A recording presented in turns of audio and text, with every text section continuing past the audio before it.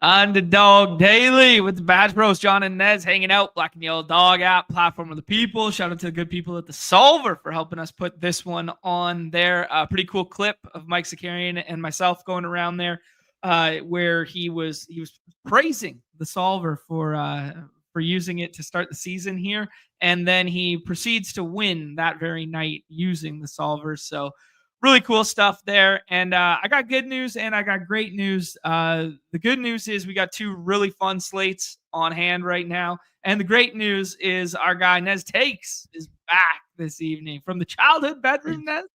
Yes, this is this was my childhood bedroom. Yeah, now converted to playroom / office on the road when I am traveling. I didn't realize until I got here, it's been 2 years since I've been back in this house. Oh. So yeah, it's been a while, but we're good. We're good.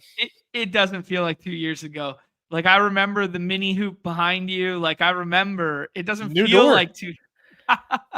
Brand new door back there. The last time I was here doing a show, it was around, holidays like this, and we were chasing the Trey McBride dragon.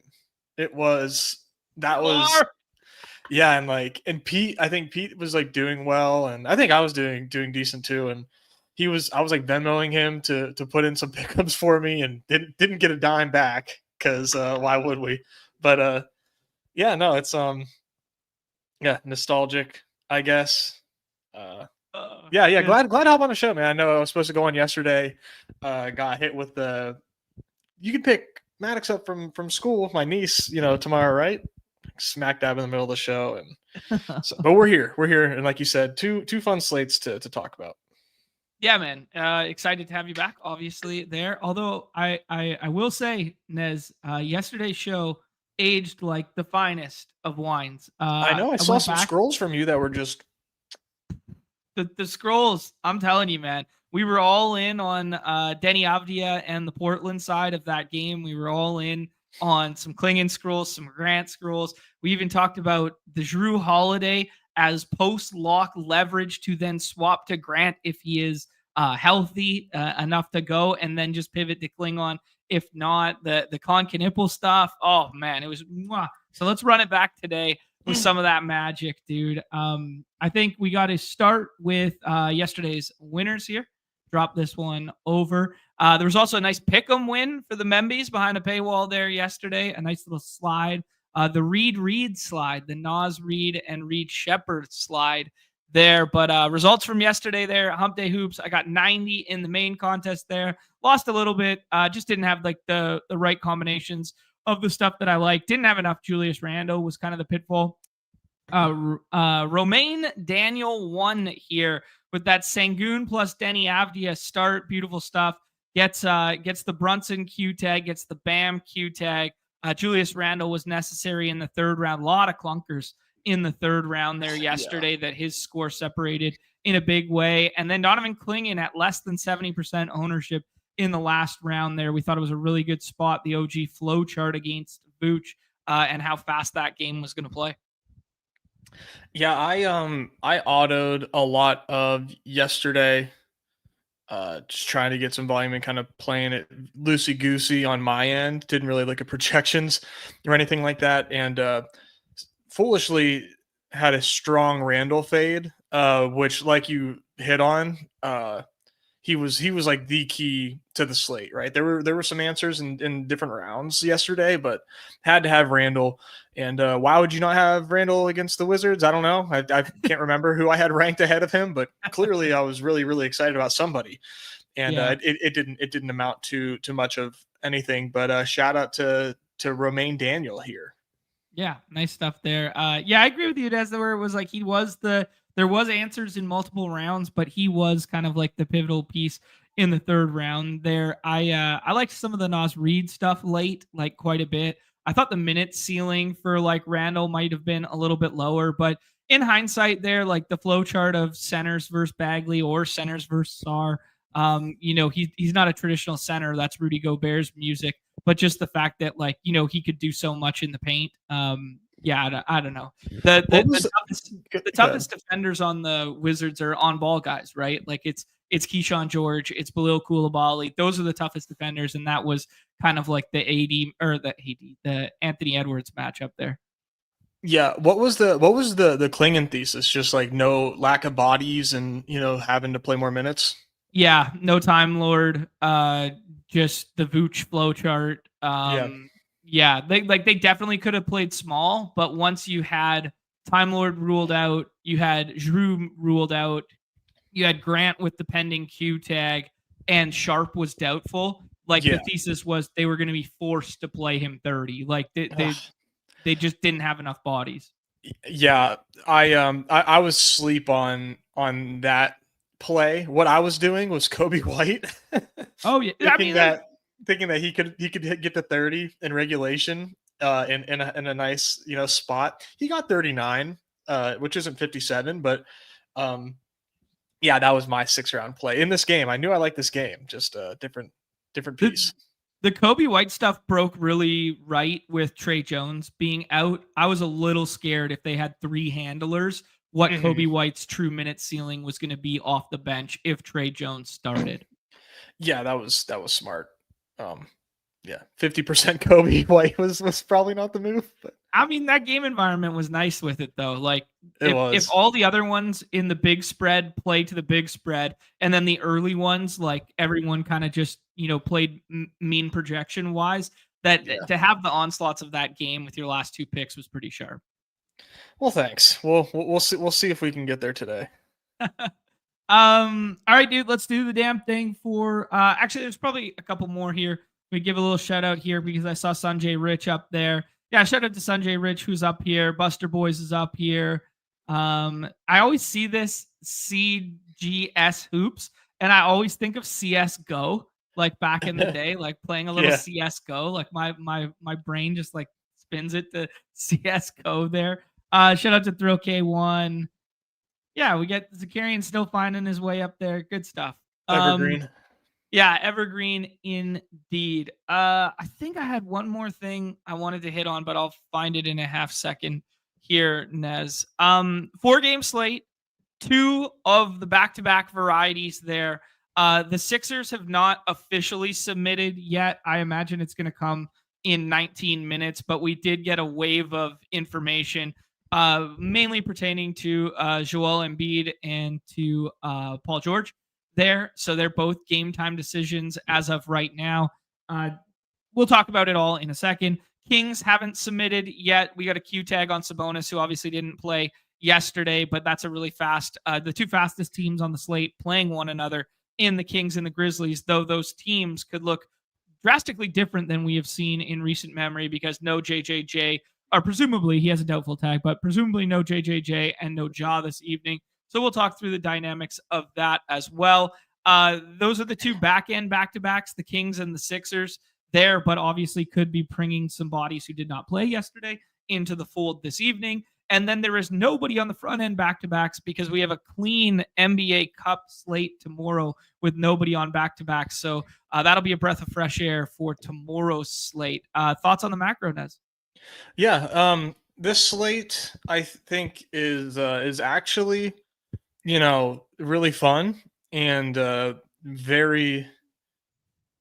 I think has the ability to yield out some winners here. Just given some of these injuries that we have going on, there's still a lot of like big question marks here that I don't have the answers to, that I'm like kind of struggling to figure out and playing it in some of those in a variety of different ways. But the macro for me kind of focuses solely on the Grizzlies here.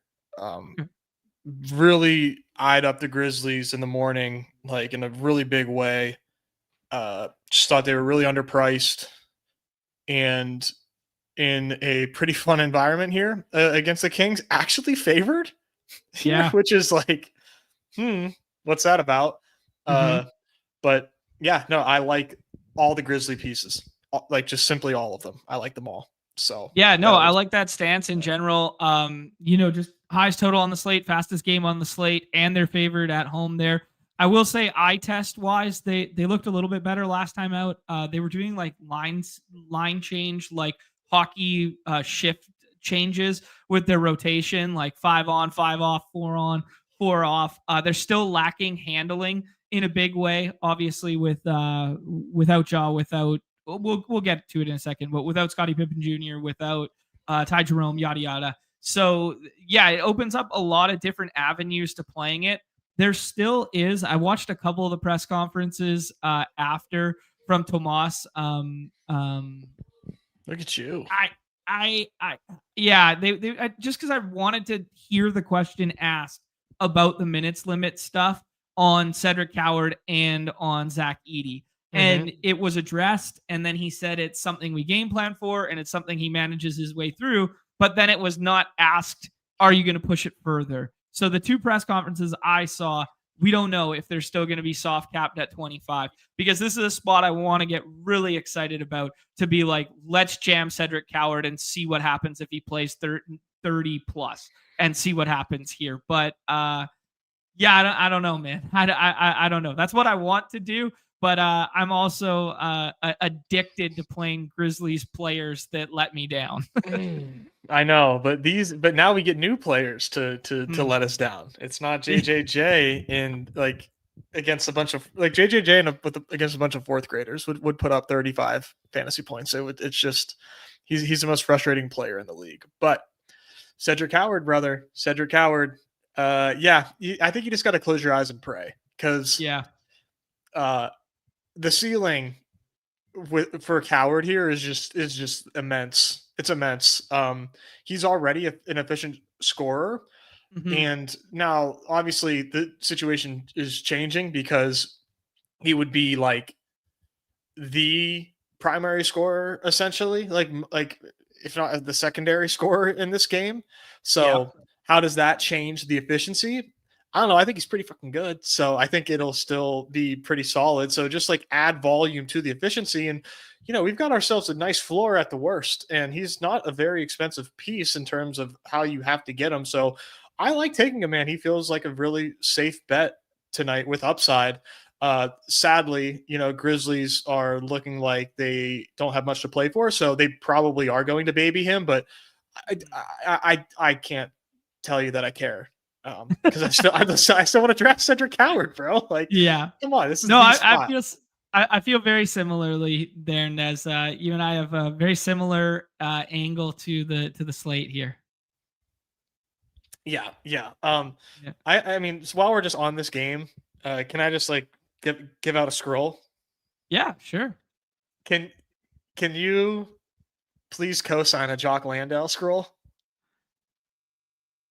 I think I'd rather scroll to Spencer, because the team isn't lacking big efficiency. They're lacking handling, and I'd rather play the Spencer overtakes some of like the Vince Williams Jr. stuff. I get it if you think Edey's soft capped at 25 and you think Edey might find his way to a little bit of foul trouble, but like, I want to co-sign it, Nez, but I think it might even be a bridge too far for your boy. I think there's another backup center on the slate that I like better than him, who's free in the last round. Okay. Yeah. All right. So what you like Spencer more than Wells tonight? Yeah, I think so.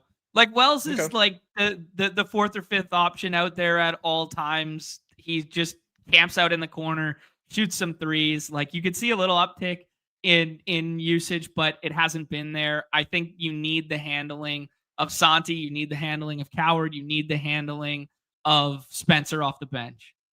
Yeah. Okay. Yeah. The one, this is a OG callback, if you know. The one scroll the F down center that I was thinking of, Nez, was a guy who could split the slate wide open. Oh yeah. We got Mr. the Dirty O, man. The Dirty O, baby. Kelly Olynyk, if you know, could split the slate wide open. Yeah, that's a very OG callback to maybe season 1 from a Spags appearance. That's an OG one. Yeah, no, he was definitely very intriguing to me in this spot. Like, so how does that affect like Luke Cornett? Like, do you think that's like they just kind of quit the Luke Cornett experience and play some more Kelly O?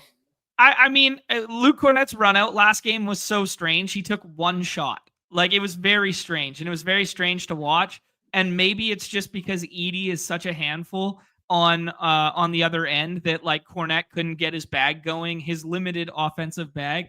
The Kelly O experience is just like when he's out there, he just goes YOLO ball. Like he just jacks it up. He doesn't give a shit, man. Like he's just like, oh, I'm gonna take a corner three. Now I'm gonna go hard as fuck to the rack. Like he's just it's just the eye test of like, oh, when Kelly O's out there, he's just trying to fill it up. When Luke Cornett's out there, he's trying to hit high screens for people and be in the right place and not screw up. Like he's trying to play like fundamentally sound basketball to give the team a chance to win. Kelly O's like, well, fuck it, we're down by 8 and I'm coming off the bench. Here we go. Like, well, the good news for you is you can slide Kelly O PRA to 26.5 for 3.69x. And John, we can have our cake and eat it too. You can slide Jock Landale to 26.5 for 4.5x. I don't know what the multiplier is because Pennsylvania is, a bunch of commies. They won't let me play pick'ems here. But have yourself a night, guys. Have yourself a night. I do like the Kelly O call for real, though. That's the true sicko double scrolled there. Nez, anything else on the macro? Anything else? We'll get to the Q tags as we go. Obviously, it's the Sabonis, Embiid, and Porzingis that are really moving the slate in terms of like actual like playable draftable Q tags, and then forgive me, Eggers, but the push pull dynamic of those two in terms of three in terms of projection is going to boost or bolster certain guys in terms of their ADPs right now. But anything else just kind of like that sticks out to you? No, I think the Q tags and the Grizzlies are like the two biggest macro points for me. And yeah, I mean, because that changes a lot, right? Like we have potentially way overpriced talks, potentially. Those are like the biggest overpriced pieces potentially. Thank you for that, Ashton. Our guy Ashton is doing it, man. He's playing the 58.2 X slider here on the double backup centers narrative. Truly sick behavior. I love it. Yeah, and as the other one, I'd be remiss if we don't just say it as a macro because it's kind of like implied and obvious. It's just the first full game without Giannis and what that means. So we have seen. We'll talk about it when we get to the Bucks, but it's really the Kuzma / Bobby Portis discussion plus is the Ryan Rollins stuff sticky, because Ryan Rollins, I imagine if you look at the hashtag models, evergreen reminder, I haven't looked before the show. We will find out when it comes to the draft with the solver here. But I imagine the Ryan Rollins and Miles Turner stuff will look really good on paper. And then the Bobby Portis and Kuzma stuff will not. And then we will kind of see how that actually plays out. Yep. Yeah. That like there's just so many situations like this on this slate. There's so many kind of like brand new inputs happening all at once here that makes this slate really, really interesting. It's what makes a 4-gamer really fun too, is the fact that we have no like clear cut with a bullet outlier 101 like a Joker or something like this. We have a very fluid first round that you can kind of tell a story from anyone. And then we have so many push-pull fluidity conversations like throughout it based on how you play the ins and the outs and where you think usage is going to move to. It's a very ball knowers like angle to a slate. Exactly. Yeah. Really fun slate. Let's stop talking about the macro and get into the micro here. First game on the slate here, Magic and Clippers with a 218.5. Yuck. That's almost flirting with old school Magic totals of like the 209s of the past and stuff. Yeah. 5.5 by way of the Magic here. We have injury reports for both of these teams thus far. Obviously, the Magic very forthcoming with their injury report. Bradley Beal is done for the season. Derek Jones Jr. is out, and Kawhi Leonard is out. Jordan Miller also out, who's he could factor in a little bit just because they're so thin, but not right now. G Leaguers all listed out for the Magic. And then Paulo Banchero is out. Franz has the face mask still, so he's listed, but he's listed available. And then Mo Wagner, aka Franz's brother, is still out there. This means that Harden is the 101. Harden is playing quite inspired basketball right now. Nez, even though he's had, I'm not going to say he's had soft matchups, but he's had like decent game environments to start cooking. Like of the last 5, if you're looking at the box scores, he's had Philadelphia, Boston, Dallas, and Atlanta. Like those are all environments where like Harden can just go full ISO ball, 30% usage, go get his kind of thing. He's the 101 on the slate. Let's start there. Do you agree with him being the 101 right now? No, I'm team Jalen Johnson. Okay, cool. So is that a take on just the Jalen Johnson spot is better, or is that a take on you think some of the Q tags behind are going to sit this evening, which will boost Jalen Johnson? No, I think it's like even if Porzingis plays, I'm not worried about the Jalen Johnson role here. I just think the spot is better, and these two have been comparable, if not like neck and neck for fantasy outputs lately. Mhm. Jalen Johnson's been on another level, and Yeah. getting this Spurs team, this current iteration of this team is it's just like a dream come true for him. And rebounding rate, like, way down for Spurs after losing Wemby. Defensive rating way down. A little bit of Olay defense on that side. And the stuff that, Jalen Johnson does well is obviously impacted by the availability of Zinger, i.e., some of that in the paint, like rebounding rate stuff and some of that mid-range jump shot stuff. But maybe not enough to fully cannibalize, because he has demonstrated some really nice ceiling lately. And man, the assist stuff is up too for him, like just like the handling and passing stuff. So good, interesting stance to start the show there for you. Let's talk more about the Clippers here, because Zoobs goes next, and he's sometimes a faller in rooms, and then basically nobody else goes. Kobe Sanders started last time out, played 30 minutes. Chris Paul finally played basketball and played like 11 minutes there. John Collins, we haven't seen a nice box score from him yet, but the minutes have started to uptick into that 30 range, that sort of deal. How are you playing the rest of the Clippers? Oh man, the Clippers are down so bad. Oh my god, like they can't even get.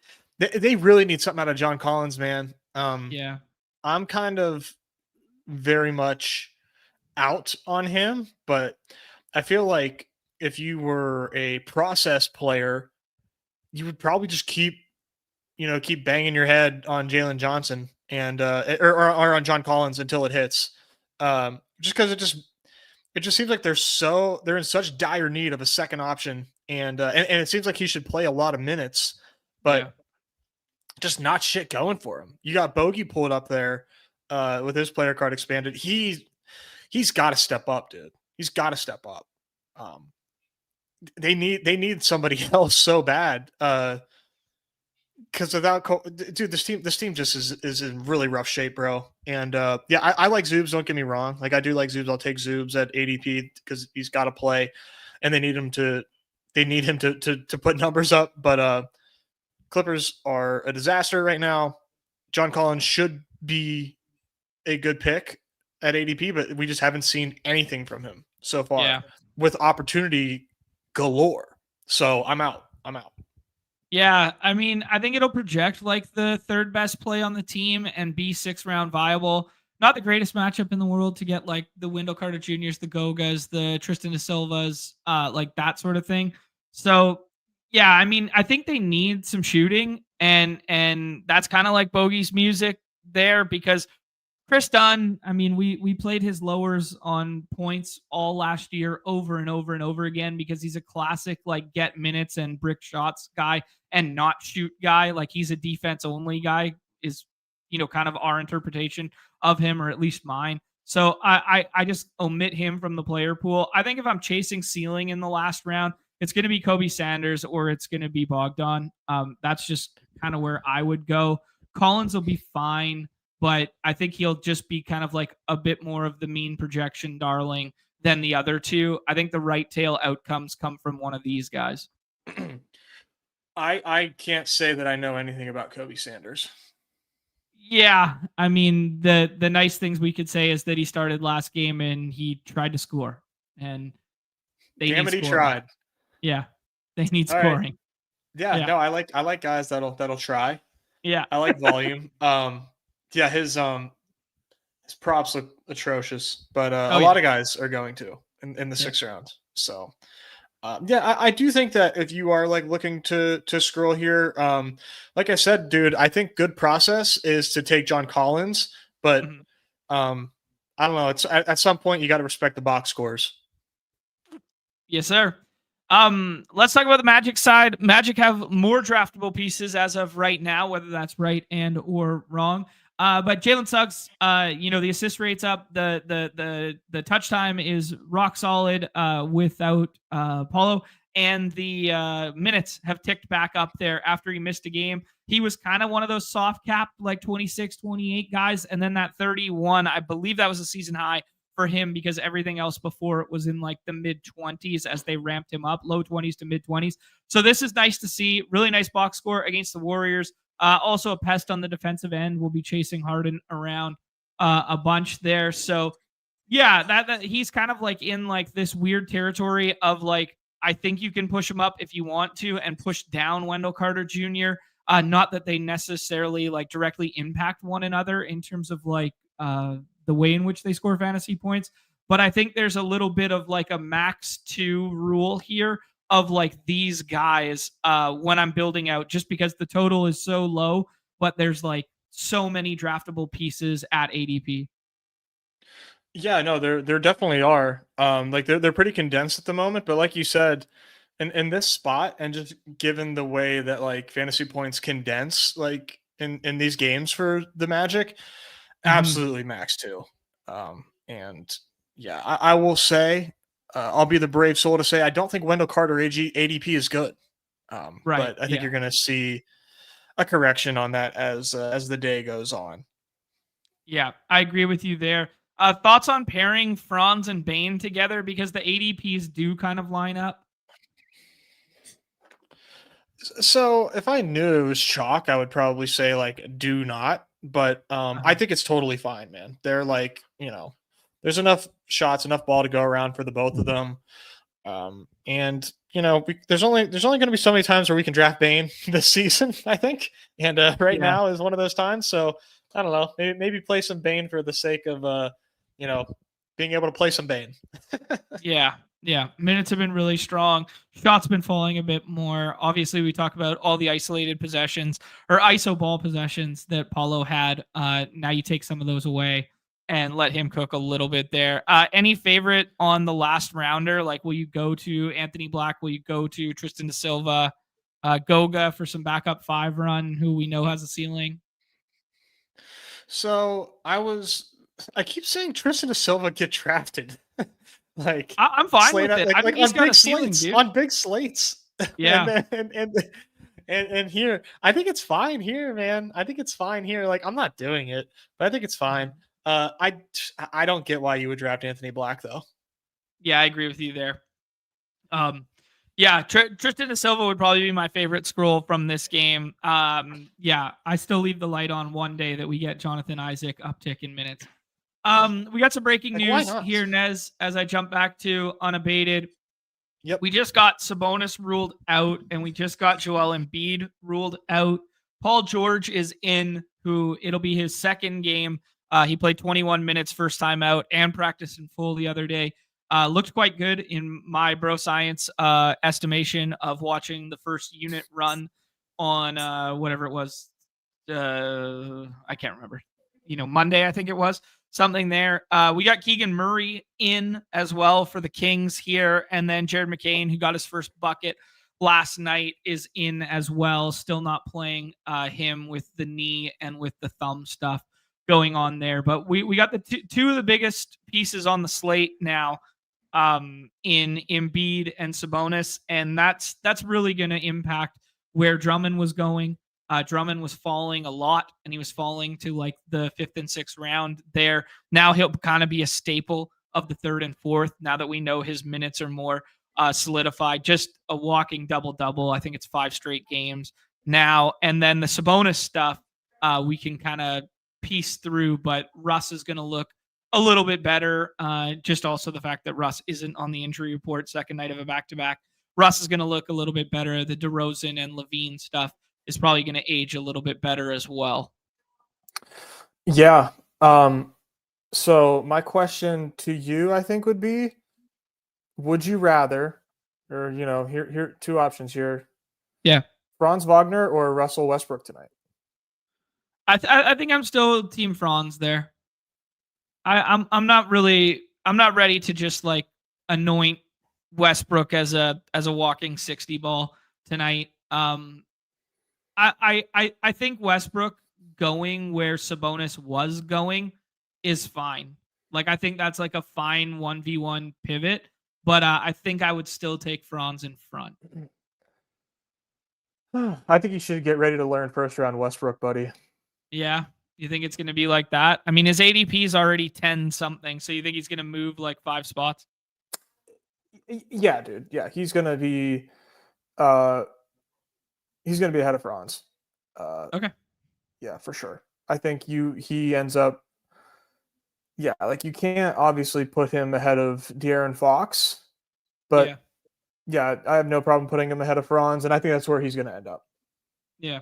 The triple condom players from last night who were drafting like 2nd round Russ, 5th round Onyeka, and 6th round Drummond, which I saw iterations of a little bit when people were doing the in/out dynamic in their own head with the Q tag.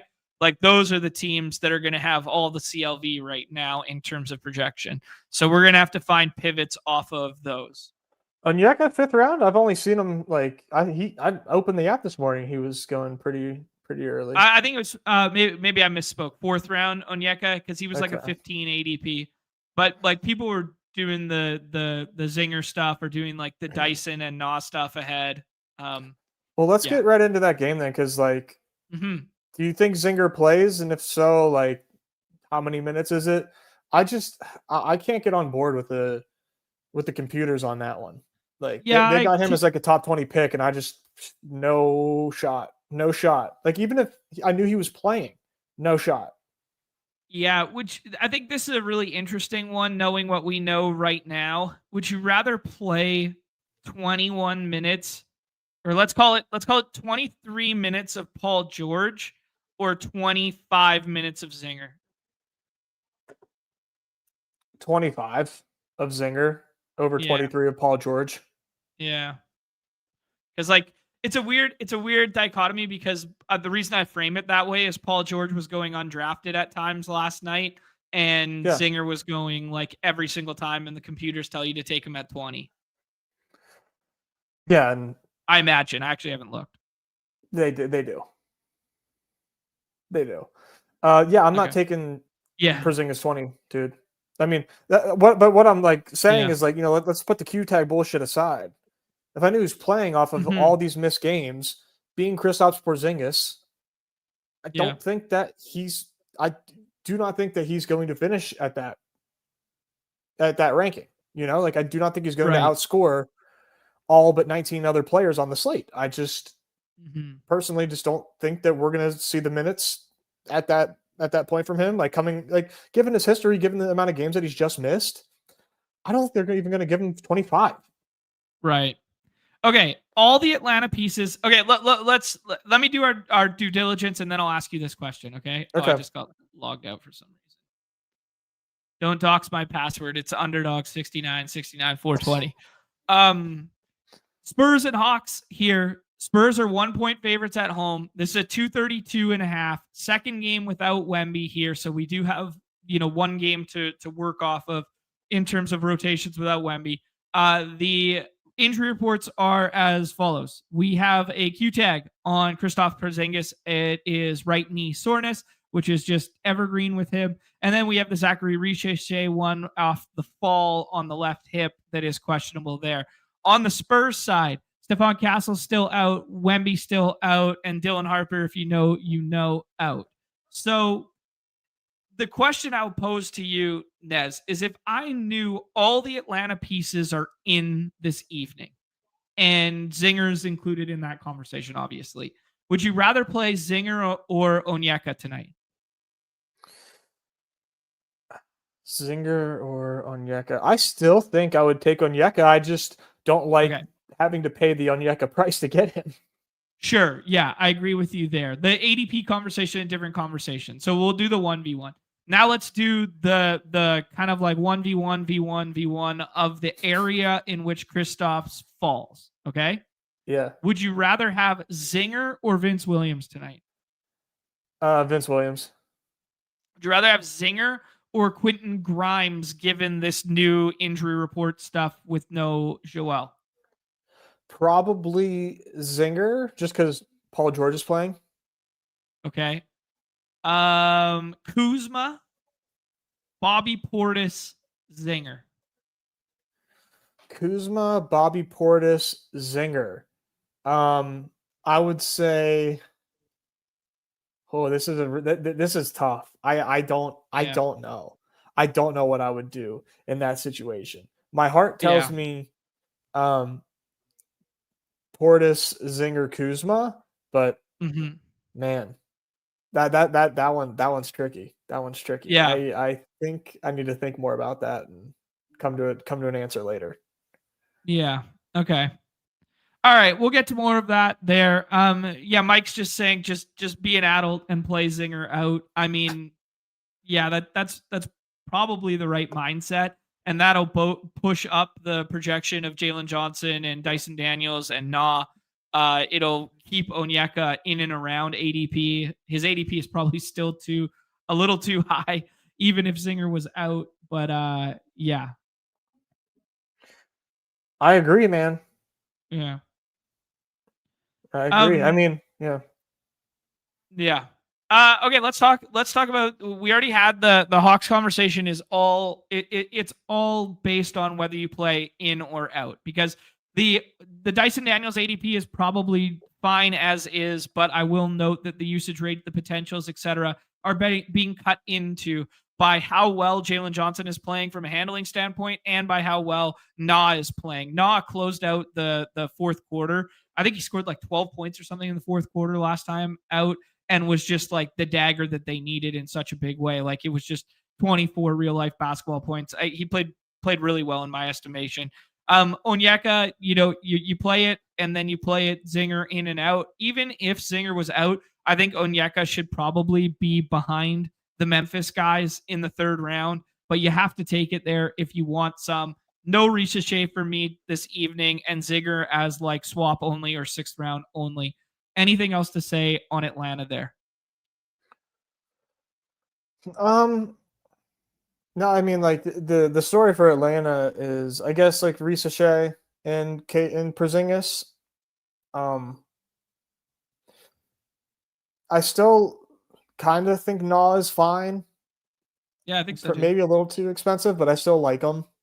Yeah. Yeah, it's just like the Onyeka thing is just crazy to me. But yeah, I don't. I don't know what to do. Because I don't want to pay up for that. I don't want to pay up for that. If Porzingis gets ruled out, like, I guess how much more does he move up? Well, Detroit was a significantly worse matchup for him. And after Zinger got ruled out on whatever that was, Tuesday's slate. Yeah, Tuesday's slate was the 18th. After Zinger got ruled out, unabated moved Onyeka's projection to about like the 11th highest player on the slate. Like they had him over Dyson Daniels. And then ETR had them like neck and neck, basically like 2 spots apart with Onyeka behind. And that was kind of like on the surface, on paper, a considerably worse matchup going up against Duran and Detroit. Yeah. Yep. You're right. I mean, it's Mike says it perfectly. It's Luke Cornett and Kelly O on the other end. But that being said, Nez, I don't think his ADP is going to move up like quote unquote drastically at any point the rest of this day. So if you want to pack your bags after the Q tags get ruled out, if they get ruled out, then you pack your bags. You just have to be willing to wait till the late window of drafting. Yeah, and we're not going to have the ability to do that because it's a 80K slate, and it's gonna fill pretty fast. Yeah, it's actually a good point. It is a smaller slate. Okay. Any reason to like Keaton Wallace-Vitt or Luke Kennard or Mo Gay in the last round? I mean, I've never been a Vitt guy. I have been a Gay guy, but I think that's one that you wait for. You maybe swap to them. And thank you, JP, in the chat. I see you. Oopsie daisy. Thank you for reminding me. I just switched that. I had Harden 1 in my ranks. I just fixed that. That was while I was drafting with my eyes. Let's talk about the Spurs side, dude, because I think it's pretty interesting. First game without Wemby there. Fox played kind of conservatively in the first half and then really opened it up and took the game over in the second half there. It was just an awful shooting night all around for that Spurs and Memphis game just in general. I watched a good portion of that one. That was one of the coast-to-coast games, I believe, if memory serves. 33 minutes first time out there. The Barnacle of the Bay was the real story there. Harrison Barnes, 23 real-life basketball points. Showed a big uptick there. Vassell continues to lack ceiling, but he gives you like a safe floor across every category, primarily from a handling standpoint in the assist department and a little bit of stock upside. People are getting frothy about playing Keldon Johnson in the last round. He played north of 30 minutes for the first time this year. And by north, I mean 15 seconds north of it. But he was kind of like first man up off the bench there. And kind of was filling in that the Julian Champagny started and then kind of like filling in that role for him and then played more than him, if memory serves. Yeah, it was more than him. And then you got the Luke Cornett versus Kelly O. Do you want the minutes of Cornett and hope some ceilings there, or do you want to chase the fantasy point per minute monster that is Kelly O if he gets expanded off the bench? Who's your favorite Spur? Do you like any of them? Are you fading? What's up? Yeah, let me see what I've been up to with the Spurs. Well, Fox, I get Fox when I get him. ADP 4. I'm not taking him above Maxey. I suppose you could earlier if you thought Embiid was going to play. Now I just don't think you do that. So I got Fox 4. So shout out Fox 4 news. But yeah, dude, I like them. I wish I could get more of them, but you just can't. I mean, I don't have it in me to take him any higher than 4. So it is what it is. Vassell and Keldon, though, I do think are really interesting. Harrison Barnes always, just playing a ton of minutes and, back-to-back good spots for him. Another good spot for him here. But, God, it just does not feel like I'm playing to win by drafting Harrison Barnes. But yeah, I know what you mean. I'll take some Keldon, though. I love Keldon. Yeah. We love Keldon. Keldon's an OG play for us. Back when we had Numi on the show, I was out here touting Keldon Johnson, and he was rolling his eyes at me, telling me, you can't play Keldon Johnson. But oh, dude, yeah. Have you, John? I know that Mike Zakarian streams before you wake up, but have you seen the Harrison Barnes AI video?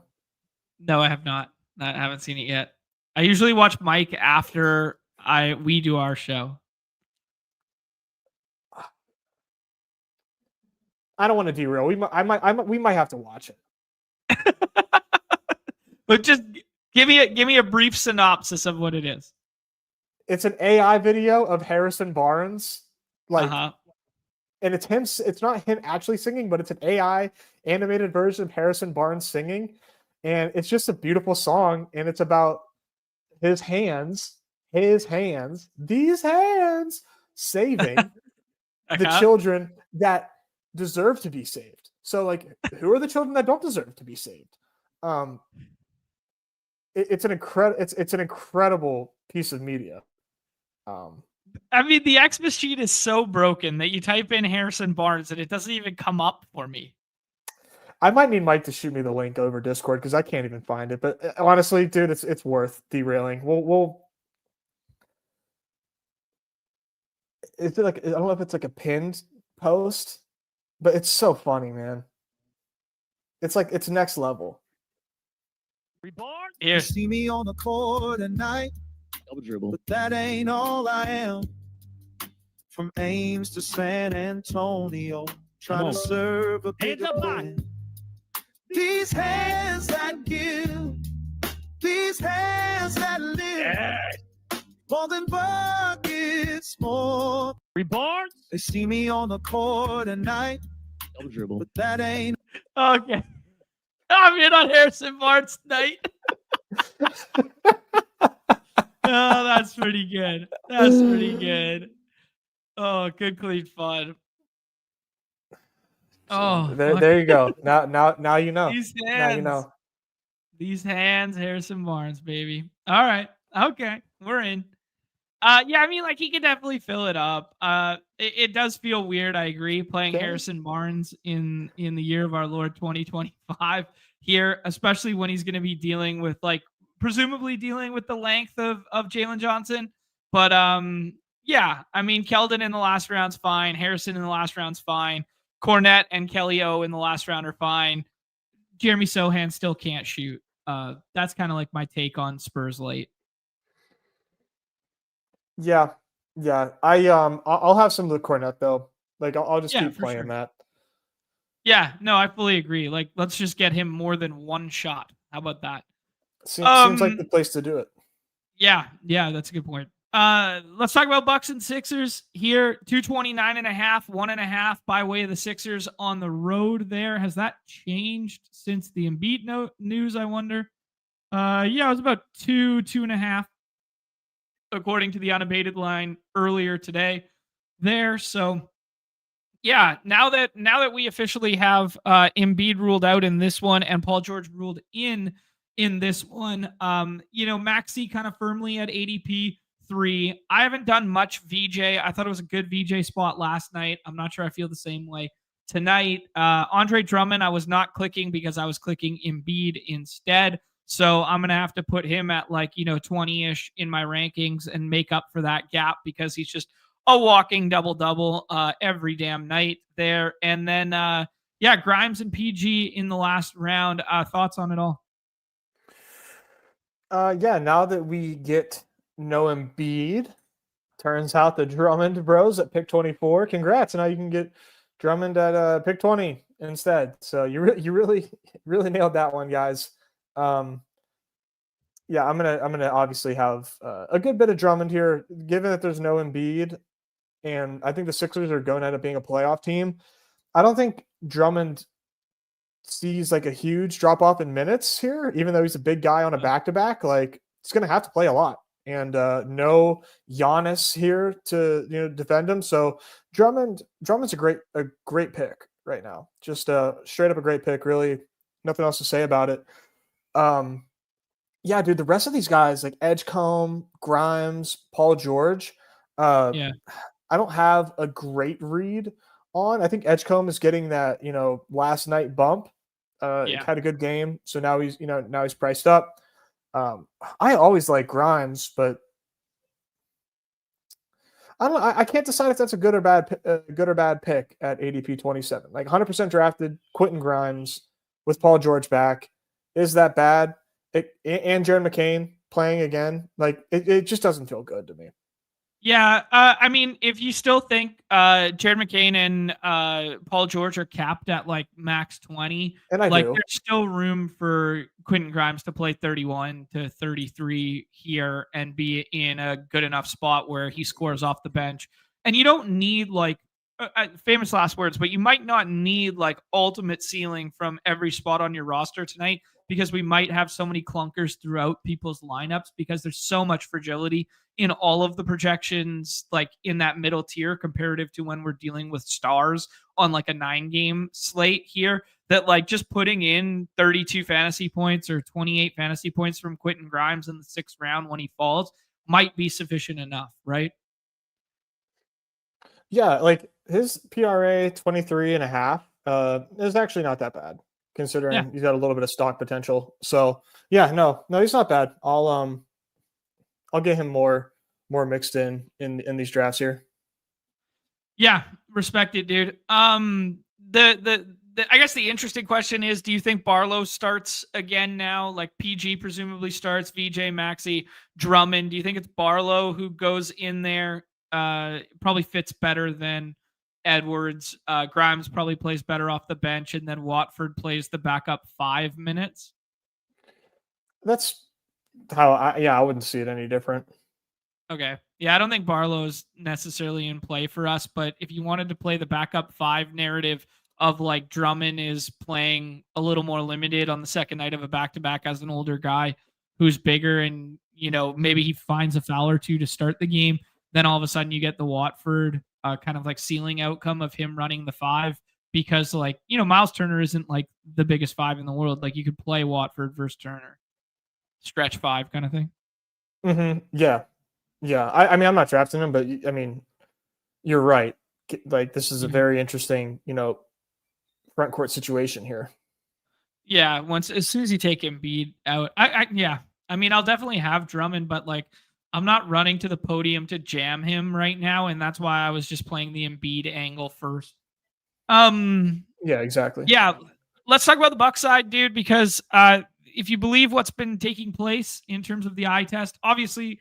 No Giannis here, and then the other stuff is Gary Harris with a Q tag with an illness there. Obviously, still no Kevin Porter Jr. as well, and no Taurean Prince as well. So Ryan Rollins has been like the biggest beneficiary of the minutes without Giannis this season. We've seen, I believe it's one game where it was the probable tag to out tag that we have seen there. And then we saw the second half of last game. Miles Turner has really lacked ceiling to start the season here, but maybe that all changes. Bobby Portis, the thing that they were doing in the past was putting Kuzma in the starting lineup in lieu of Giannis, and Kuzma had an ultimate ceiling game. He had a 60 burger. Well, I mean, what was it? 4 games ago, 5 games ago now? 3 games ago. Not even. Sorry, Kuzma. Not even.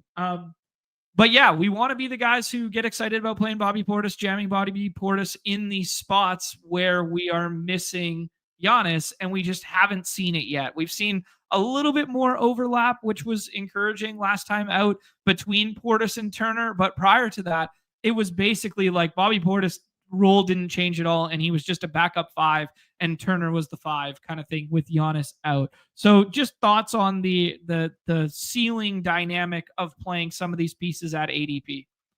Yeah, I think Miles Turner, just starting with him, is just a little overdrafted. I don't think very overdrafted, but I do think a little overdrafted.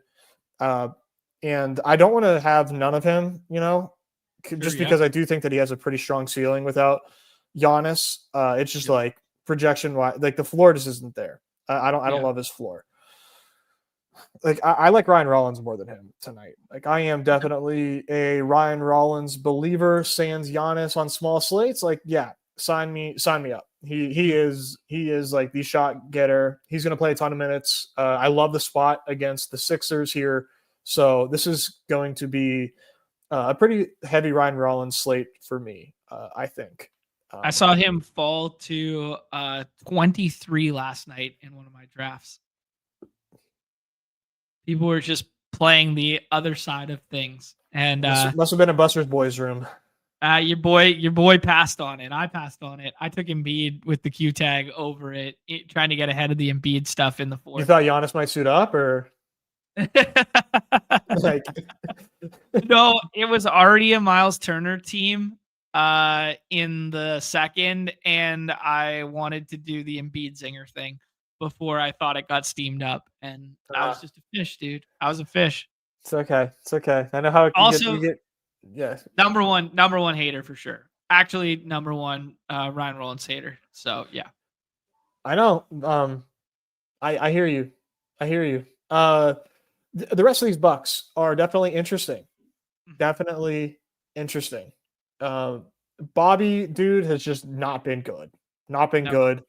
Minutes, obviously, lacking, production lacking, and I think it's squarely a Miles Turner problem for him. Yeah. It is what it is, but I still think that he has like major ceiling, Yeah. I still think that he can absolutely take over a game if things break his way. So I'm gonna be taking him, man. But at ADP 22, we're looking at a PRA of 23.5. There's like a million guys with the 23.5 PRA today. Sure, yeah. With some stock upside, and if he gets rolling, and Doc maybe just like lets him play, just keeps him out there for longer than projected. Yeah, like Nick says, up there, like Bobby Portis going to shove everybody in a locker one of these days. I fully agree. Like you just don't know. You just don't know when it's going to happen. Yeah, 100% fully agree there. We know the ceiling's like undeniable in isolated spots. I'm looking back at the time machine here just to see what we saw last time. There was a little bit of Miles Turner overlap, but it was still more of the same here. Maybe now that they've had a little bit of time off and some practice and stuff, maybe they can work on something that turns into overlap. And maybe they have to overlap Turner and Portis a little bit more just because of if we get Gary Trent out this evening with the illness, they're just kind of running out of Bobody's situation here. But like didn't close last time out. Gary Trent plays big minutes in the second half. You meant Gary Harris, by the way. Whoa, who did I say? You said Gary Trent illness. I think it's Gary Harris illness. Oh, Gary Harris. Did I say that wrong? You did say Gary Trent has an illness. Oh, that's way less impactful there. I thought it was Gary Trent who had the illness. It's Gary Harris who has the illness. Who fucking cares, baby? We're golden. Yeah, you're right. Yeah. Gary Trent, low key scrollable, bro. Okay. Yeah. Why not? You know why? Because one time he won me a slate whenever the Bucks were completely decimated. It was a Sunday slate. Hardly anybody playing them. No one's really paying attention closely. And they were against the Hornets, who also were mad decimated. And I was like, why can't Gary Trent just get his shot unlimited amount of times? And he did. And I think he put up like 60. Yeah. He played 30 against the Cavs. Like, no good box scores here, bro. Like, nothing, no model, no prop is going to tell you Gary Trent is a good play. But you know who is going to tell you Gary Trent is scrollable? Me, bro. Me. I am. They're just, if somebody gets hot for the Bucks, they're going to stay on the floor and they are going to continue to get their shot. I just don't think that they are set up in a way where if somebody gets hot, they don't remain hot. Just given their current setup. And against the Sixers, somebody's getting hot, man. I think the Sixers are low key, like a very, maybe not low key, but like I wasn't totally positive, but I think the Sixers are a pretty sweet spot for fantasy, man. Yeah. I like it. Yeah, my quant, 100% on the train. I agree with you, dude. I like it, man. They can play way faster without Embiid too, right? True. One isolated exercise like it that I kind of like to adapt for our games that is like I think it's been a really good thing that I've seen on the ETR show with Jesse and stuff like that. He talks about like some of the rules that when he's building out in the solver for the redacted slate. I think this is a good point from Nick here, and I would agree with this. If I'm playing the Bucks this evening, I think it's like max one of Turner, Portis, or Kuzma, because I think the push-pull of all their minutes is all tethered, and the ceiling outcomes, the right tail outcomes for those three are all tethered together because they need the rebounding rate. They need the they need to be the second option on offense or first look for a pass on offense. They need some ball dominance to hit ceiling. So if I'm playing Turner in the second round or whatever, that's not going to be a Bobby Portis or Kuzma team for me, and vice versa. You know what I mean?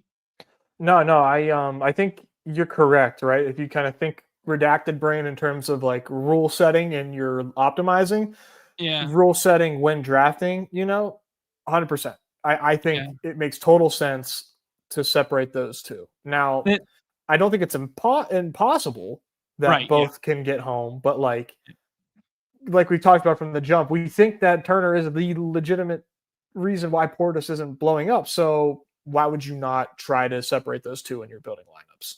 Yeah, and like the evergreen counter will be like, oh, it's a 4-game slate, blah blah blah. But like we're only dealing with 6 roster spots, and it's within our control. The redacted side, you're dealing with far more, right? So, yeah.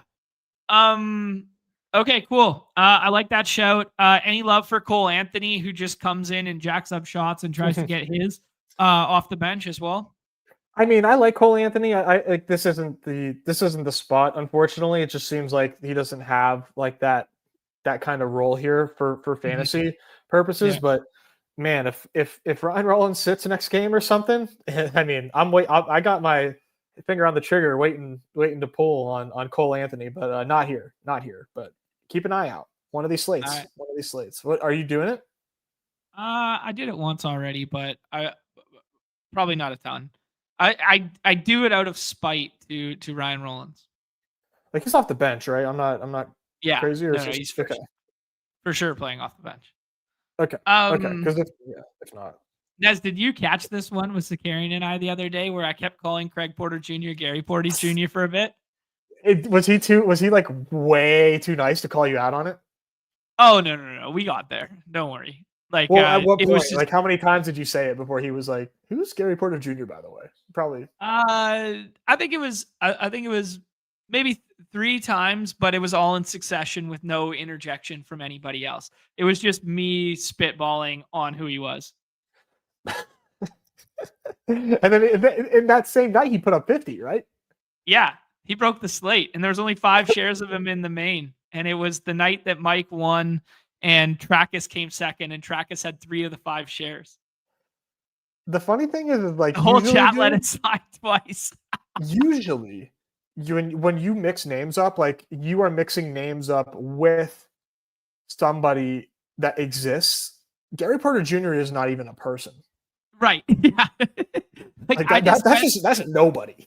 Well, it was word association of like Gary Trent Jr., Craig Porter Jr., and then Michael Porter Jr. was on the slate as well. And I just saw like, I don't know why my brain made that leap. It was pretty bad. That's a good one. That's a good one. I'm glad you hit your quota even without me. Yeah. AJ Green, like, we could fill it up from 3 here. They're going to need some scoring. It's kind of like the Gary Trent Jr. thesis as well. But yeah, I don't really want it. The minutes will be really safe, but yeah, I'm probably not playing AJ Green tonight. Spider-Man meme of AJ Green and Duncan Robinson. Just they're giving it their all for 40 minutes and to the tune of like 0, 0, and 1. Yeah. Spider-Man meme of AJ Green and Jalen Wells on this slate. Oh man, don't do my guy Jalen Wells like that. I know it's true, but like probably. All right, Nez, let's move on. Last game on the slate. Fastest pace, 2 of the top 10 pace teams here. 234.5 here, which is only 2 points higher than that Spurs and Hawks game. Nice tight spread in all these ball games because we get a 2.5 here. We just got Sabonis ruled out already there. We're going to get Keegan Murray back this evening for the Kings. I need to refresh the official injury report to get the Kings side of things here. One sec. Kings side of things here, we have the G Leaguers all listed out, and then just Sabonis is out there. As we said, Keegan Murray coming back there. And then Jared Jackson Jr., JJJ has the doubtful tag. Ja is out. Ty Jerome is out. Scottie Pippen Jr. is out. Brandon Clark is still out. So missing a whole lot of handling. The other two notes are we going to get Zach Edey, who's in his third game back, to remain on a minutes limit? And then are we going to get Cedric Coward, who had a really weird situation on Sunday where he went from doubtful to questionable to in, which is, hey, Winhurst's on Jaren Jackson Jr. Winhurst, that someone on this team has already gone doubtful to questionable to in.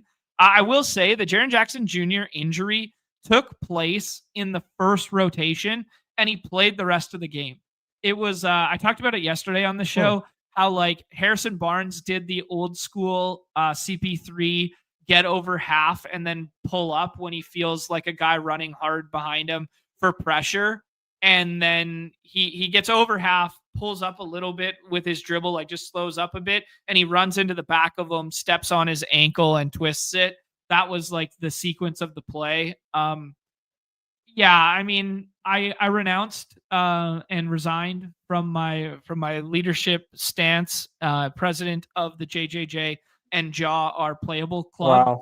Wow. Yes, so I'm not going to do it in the last round, but if you wanted to do it or you wanted to open up the swappability, now that we do have the swappability of these D tags for something else to open up in the future, I think it's kind of sharp to draft it in the 6th round right now.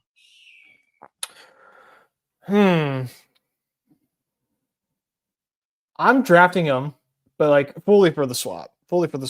And yeah, I just want to say while we're on this game, yeah, I think I'll go ahead and take the L on Russ. I thought Russ was his props were gonna change big time. Yeah. They didn't. They didn't at all. So I guess everybody except me knew Sabonis was sitting. I can't believe that didn't change at all. I thought for sure we would see like 31.5 PRA. It's from Russ on that. It's a classic. The pick'em markets have already hedged for both ways. And if you want to play it, you can play it at a bad price, or if you want to wait, you can just wait and get no discount. Like it's a classic hedge spot especially with a dude like Russ that people love to jam. Yeah. Exactly. So, I mean, I guess I'll wait to see what ETR says, because they have a really strong projection on Russ with Sabonis in. So I'm like, oh, okay, let's go, wheels up. Yeah. We'll see what they think. They might be telling us to slam the Russ pick'em, slam Russ in the lobbies. I don't know, man. I see a pretty simple flow chart here. Levine kind of on the outs here in Sacramento. Maybe it was a 1-game thing, but it certainly seemed like they told him to kick rocks. It was very weird, man. So their management's on the record for being like, yeah, we're not like big Levine guys, like before inheriting the sandwich. Like, why?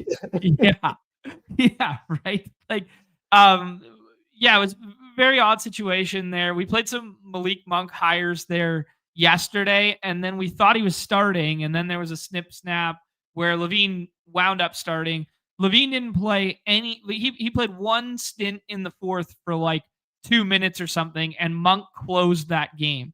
So I don't know. Maybe that was just because the game was out of hand. It was OKC on the front end of a back-to-back, and they're saving Levine for tonight, knowing that they wouldn't have Sabonis. Maybe that's the thought process associated with it. And this was like, okay, let Keon Ellis start the second half, even though that didn't go very long. They instantly brought in Dennis Schroeder, but maybe it was the thought process was like, let Schroeder and Monk play like the 30s on the back-to-back stuff, and then we'll kind of taper Russ, DeRozan, and Levine on the front end, because we know we're going to need them in a big way on the back end in a closer game. Yeah, I think, it's that would certainly make sense. With no Sabonis though, like I just see, and the fact that DeRozan's like not even listed on the injury report, I'm just like really shocked by these numbers for them, man. Nobody has like outstanding props on the Kings right now against like the half healthy Grizzlies. I just think that's wrong. I mean, I guess I'll just lose money, but I just don't think that's correct. Okay, let me play devil's advocate for a second. The way in which the Kings score best is at the rim. Russ can't shoot. DeRozan can't shoot. Schroeder can't shoot. Keegan can shoot the three a little bit, and he's back at least. Monk can shoot the three. Yeah, like, okay, so this is the narrative I'm painting here. Is now with Edie back, Santi in the starting lineup, and some of like these bigger bodied long wings. Like if Coward starts too, there's another long wing.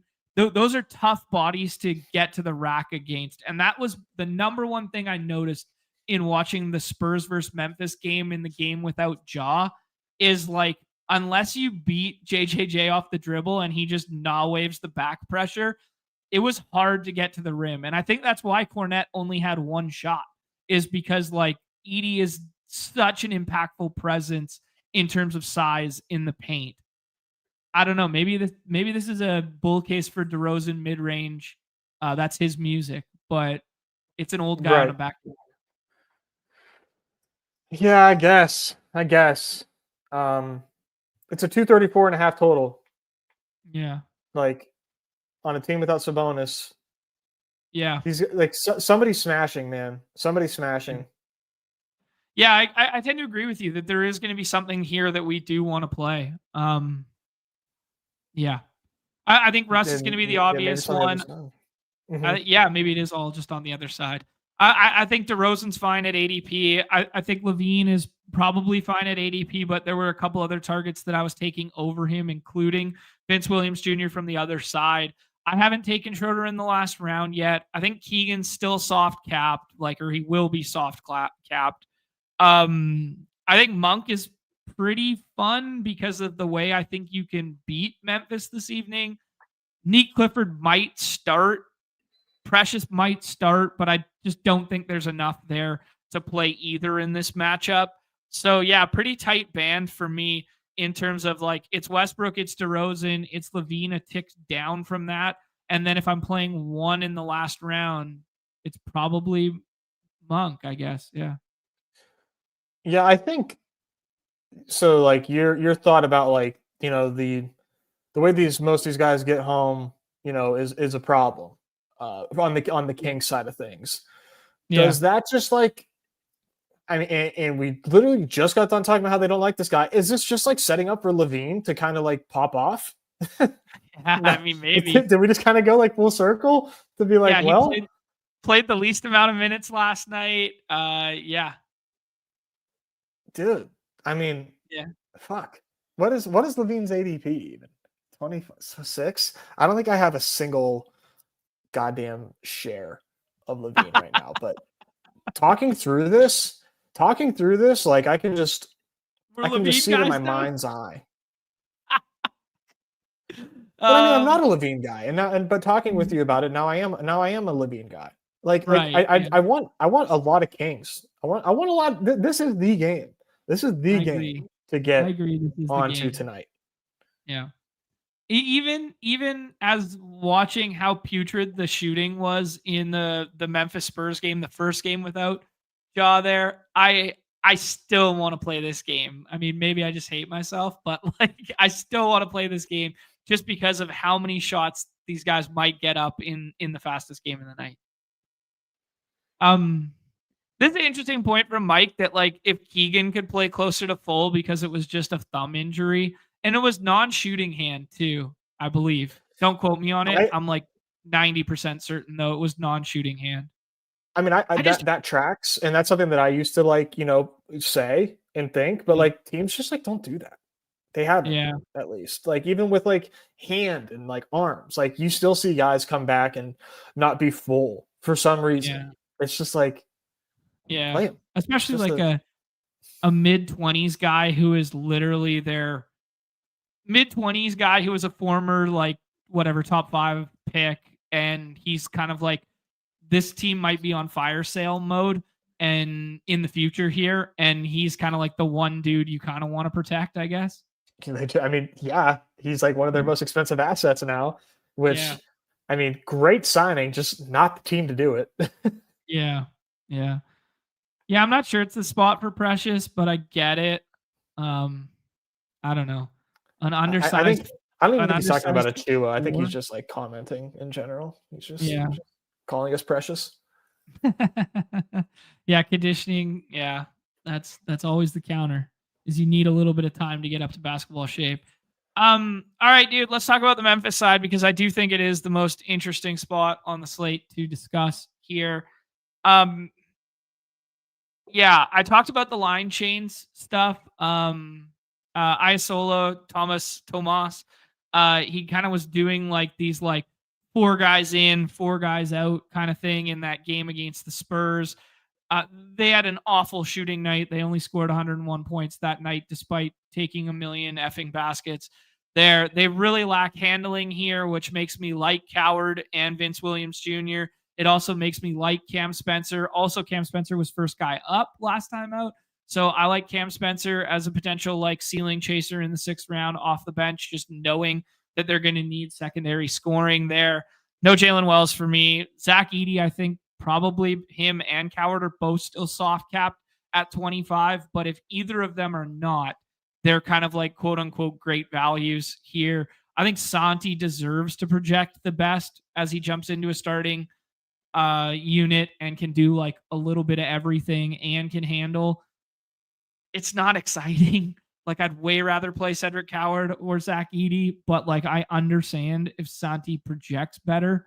If we somehow get like a nugget that like there's no cap on Edey and Cedric, like I'd just fucking jam them over and over and over again in the 3rd round. But yeah, I'm a little afraid of the minutes here. Just thoughts on everybody else.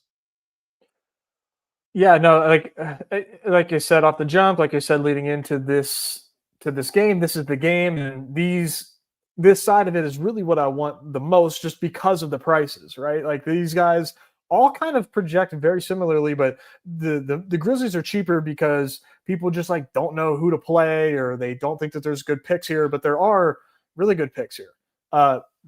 Man, Edey, even with 25 minutes of Edey, I still like him. I still really like him here, but like you would hope you get like 28, right? Like just give him 28 here.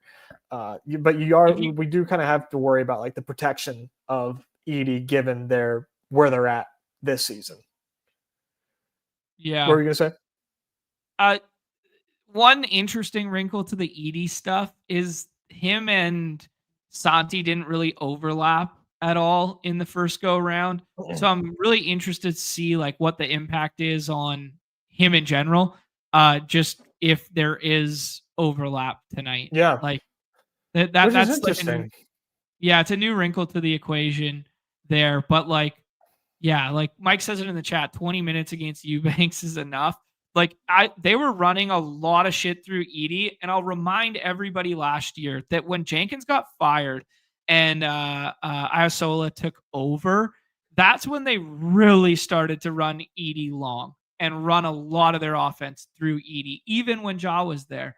So I don't know, man. Like maybe Tomas just thinks like this team needs to run through Edey, and this is a really good spot, and it was a really good spot last time to run through Edey against Cornette, and it paid dividends. And if you get 28 minutes of Edey tonight, he could break the slate from the 3rd round. Yep.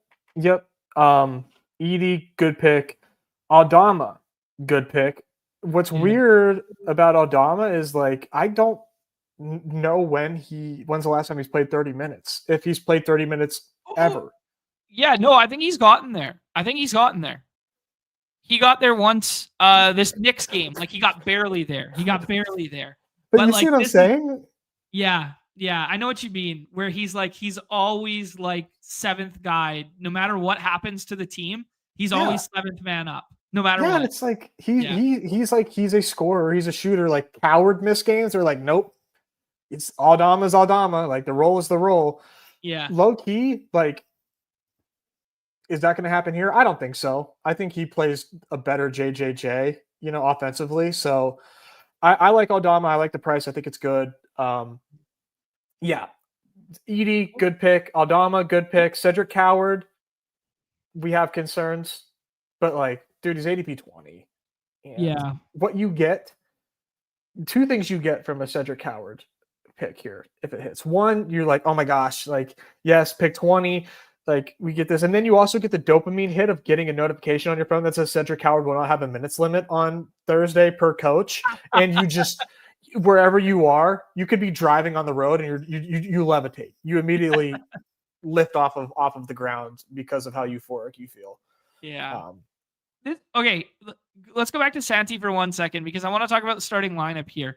Do you think Santi starts? Like, because it's really easy 1-for-1 to just be like, oh, put the 4 in with the 4, and he goes in for JJJ. And like Nick's pointing out that the game in which he did touch 30 minutes was when JJJ fouled out. So like, there's a little bit of correlation there where it's like, well, JJJ fouled out, so now Santi plays more. So now all of a sudden we have a spot where Santi can start. Do you think he starts tonight?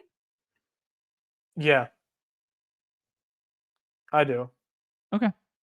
Like, I think it would it not be Edie, Aldama, Coward, Vince Williams, and Jalen Wells?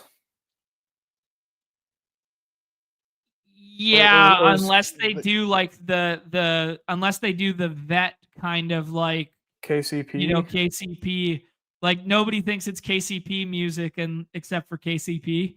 Like yeah, I guess that if you want to keep Coward on a minutes limit, you start KCP and you bring Coward off the bench. And I don't think they will because they already told KCP to hit the bench for Coward already. Yeah. And now we've got, now we've got Coward on his third game back. Or when's it? What? He came. It was. I don't even see him this game here. It's been a while since he's been back for a while. It was Sunday's game at Cleveland. Or Saturday's game? Saturday's game at Cleveland was the concern. So, yeah, something happened in the Boston game, and then he got downgraded to doubtful for the Saturday game, and then he came back with a Q tag, and then they said he'd be soft capped. So this like little stretch of like 25, 25, 25 is when he's been soft capped, and it's literally been like 25 on the nose kind of thing. And like if you were paying attention to the rotations at the end of the Spurs game last time for Memphis, it was like they held him. Okay, 5:20 left in the fourth. Okay, Coward, go. Like it was very interesting. Yeah. Okay. Yeah. Anyways.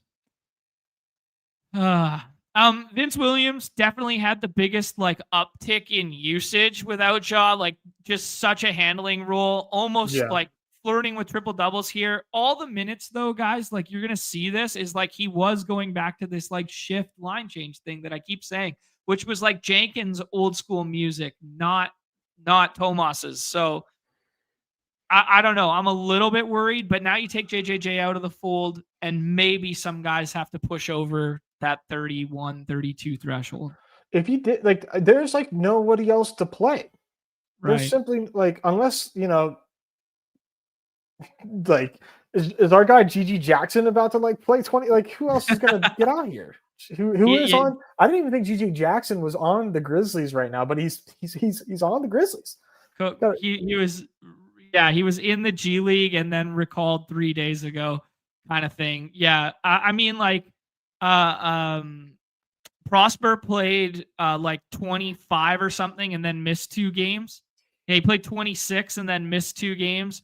So, like, he's a candidate, I guess. I'm just looking at the popcorn machine. They played 1, 2, 3, 4, 5, 6, 7, 8, 9, 10.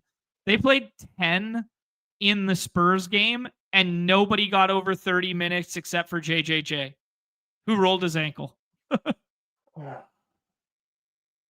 Yeah, I'm just playing. I'm just gonna pretend like they're gonna do the right thing here, and draft all these guys because I think it's pretty obvious who needs to play and who needs to do well.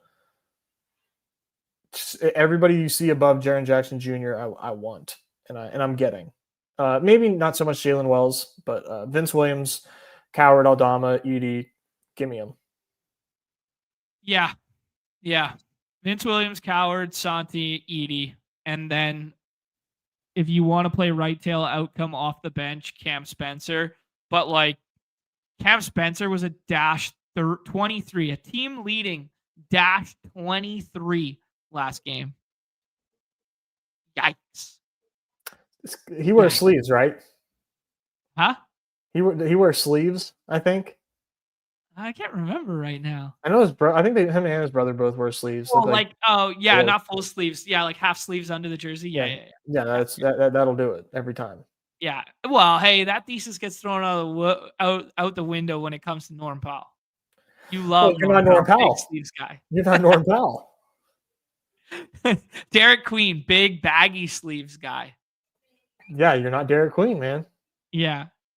Yeah, Nick's right, man. You could kill the man, but not the idea. Taylor Jenkins rotations on the Grizz. Fuck yeah. Well said. Perfectly articulated to close the segment. All right, Nez, let's rip a couple drafts here and see what it looks like. Wow, that was the last one. Okay. We finally made it.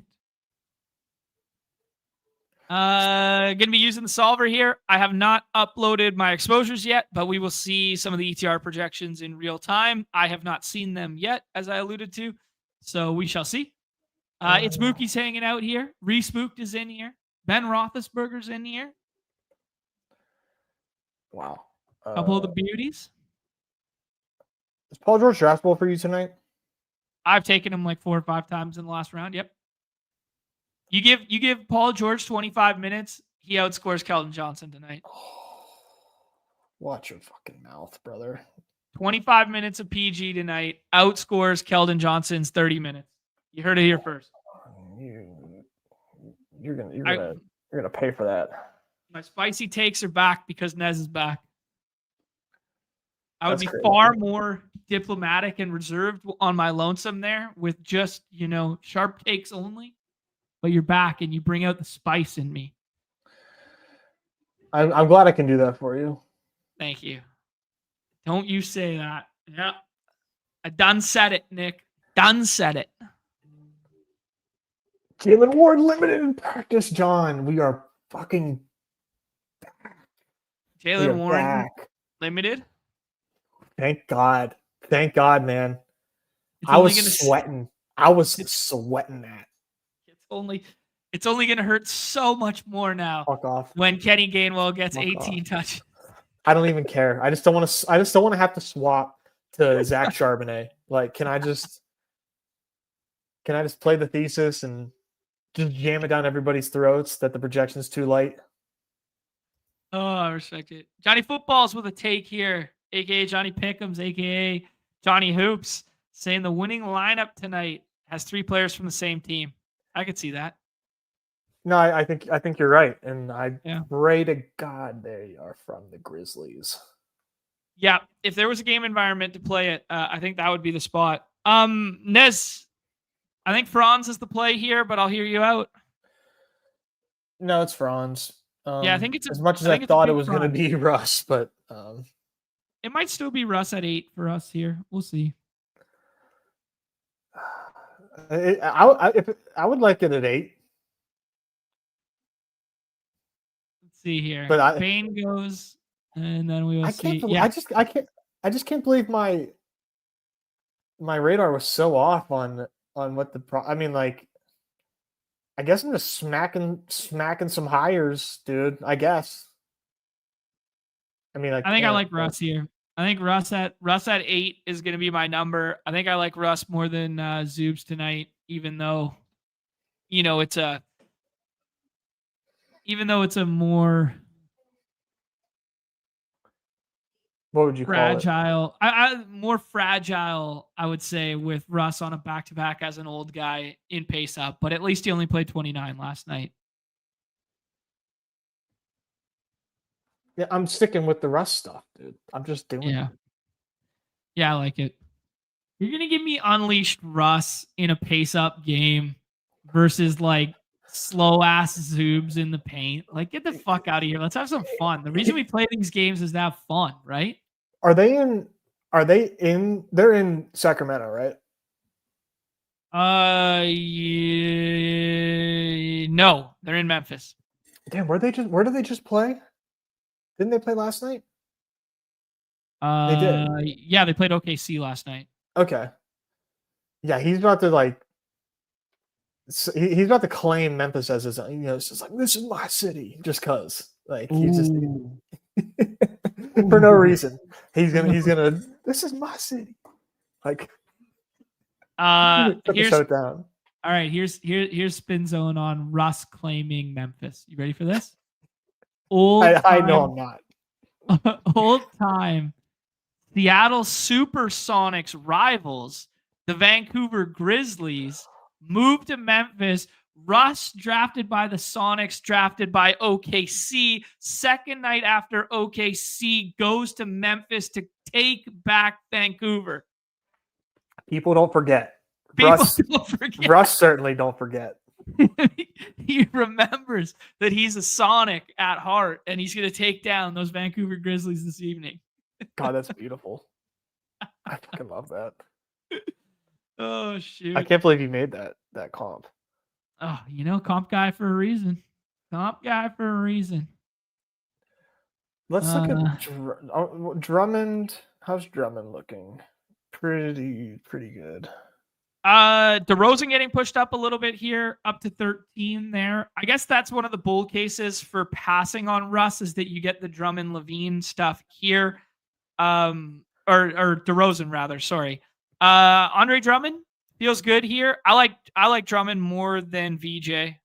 This is where I have Drummond ranked. Yeah. Solver likes it too. ETR projection likes it. It feels fine. Like, he's a walking double-double, man. Put him at. Did you take Drummond or Vassell if Vassell is on the board?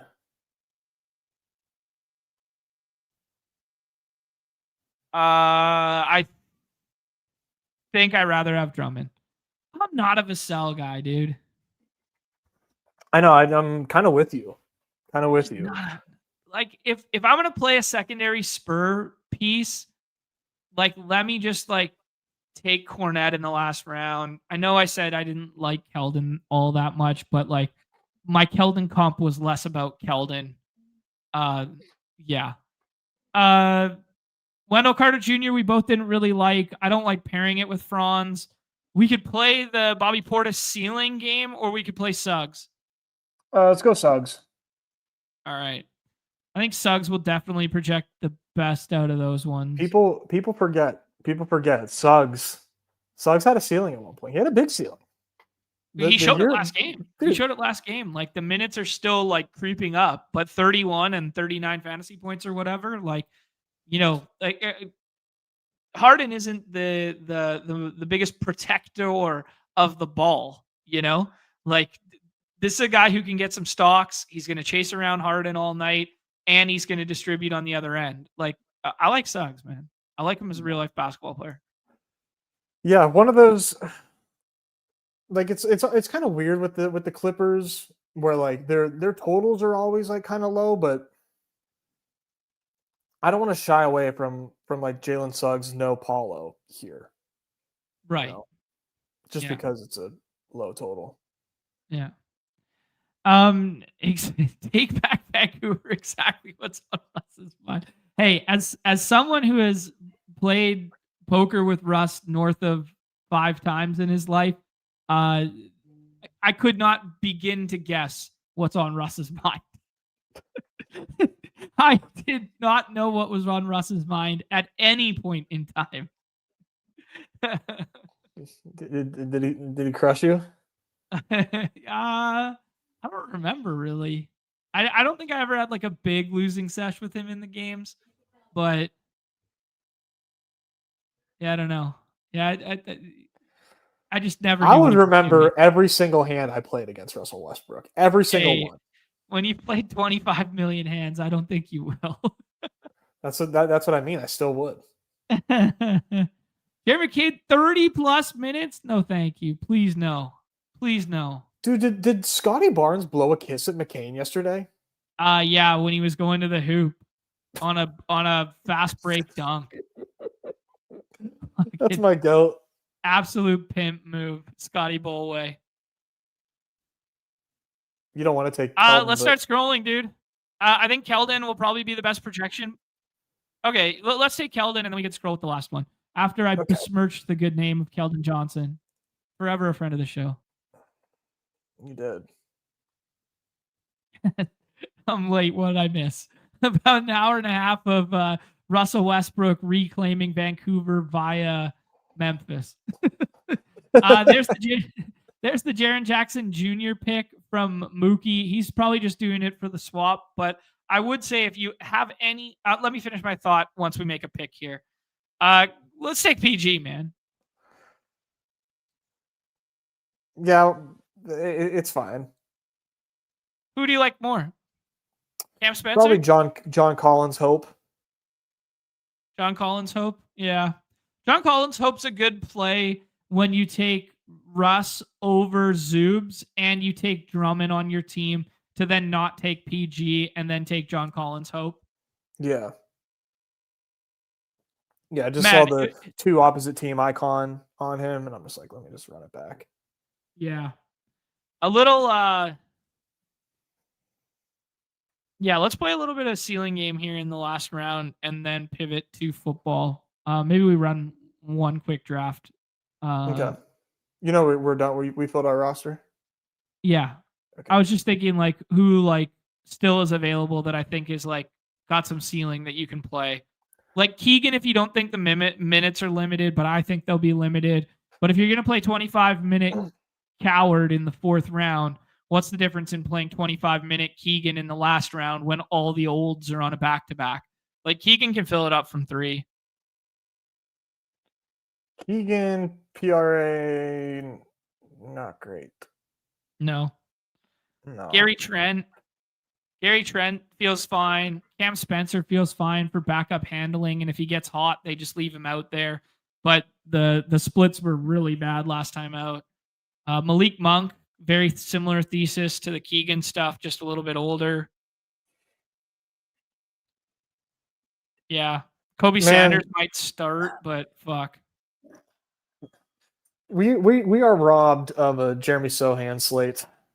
We should be getting Jeremy Sohan minutes tonight, and he should be putting up 50 fantasy points. Yo, here's Jeremy Sohan at the line.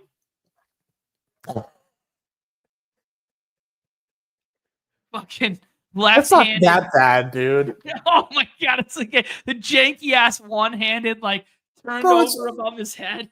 It's not even like that. It's literally just it's elbow tucked, one hand. It actually makes a lot of sense, and more people should do it. Let me slander Jeremy Sohan. It makes a lot of sense. I used to hit like half quarters like that. I was the man. I used to hit half quarters.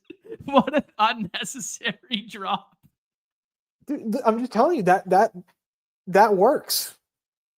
It's actually like not bad at all, except for it is turned in. It's turned in a little bit. Well, that's on the way up. Yeah, I know. My impression was on the way up. And he finds success. I thought he was left-handed, though. Who on the Spurs is left-handed? Fox. Yeah. All right. All right. All right. That's enough. All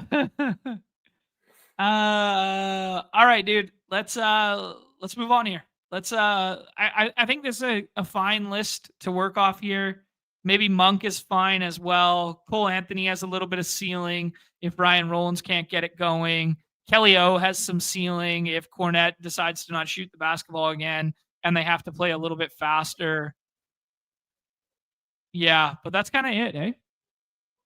Yeah, it's kind of it's not so fun down here. Yeah. You send this link to Mitchell Robinson, please. Yes. Learning how to shoot from the free throw line. Nez, let's just do kind of like let me set the stage for you, and then we'll do a rapid fire here because the slate is really driven by what you think Bucky Irving is returning to. And it's kind of guesswork. If you think Bucky Irving and Chris Godwin are returning, and if you think they are going to play usual roles, despite some coach speak that says Sean Tucker is going to have an uptick in his usage, scored 3 touchdowns, broke the slate on the weekend.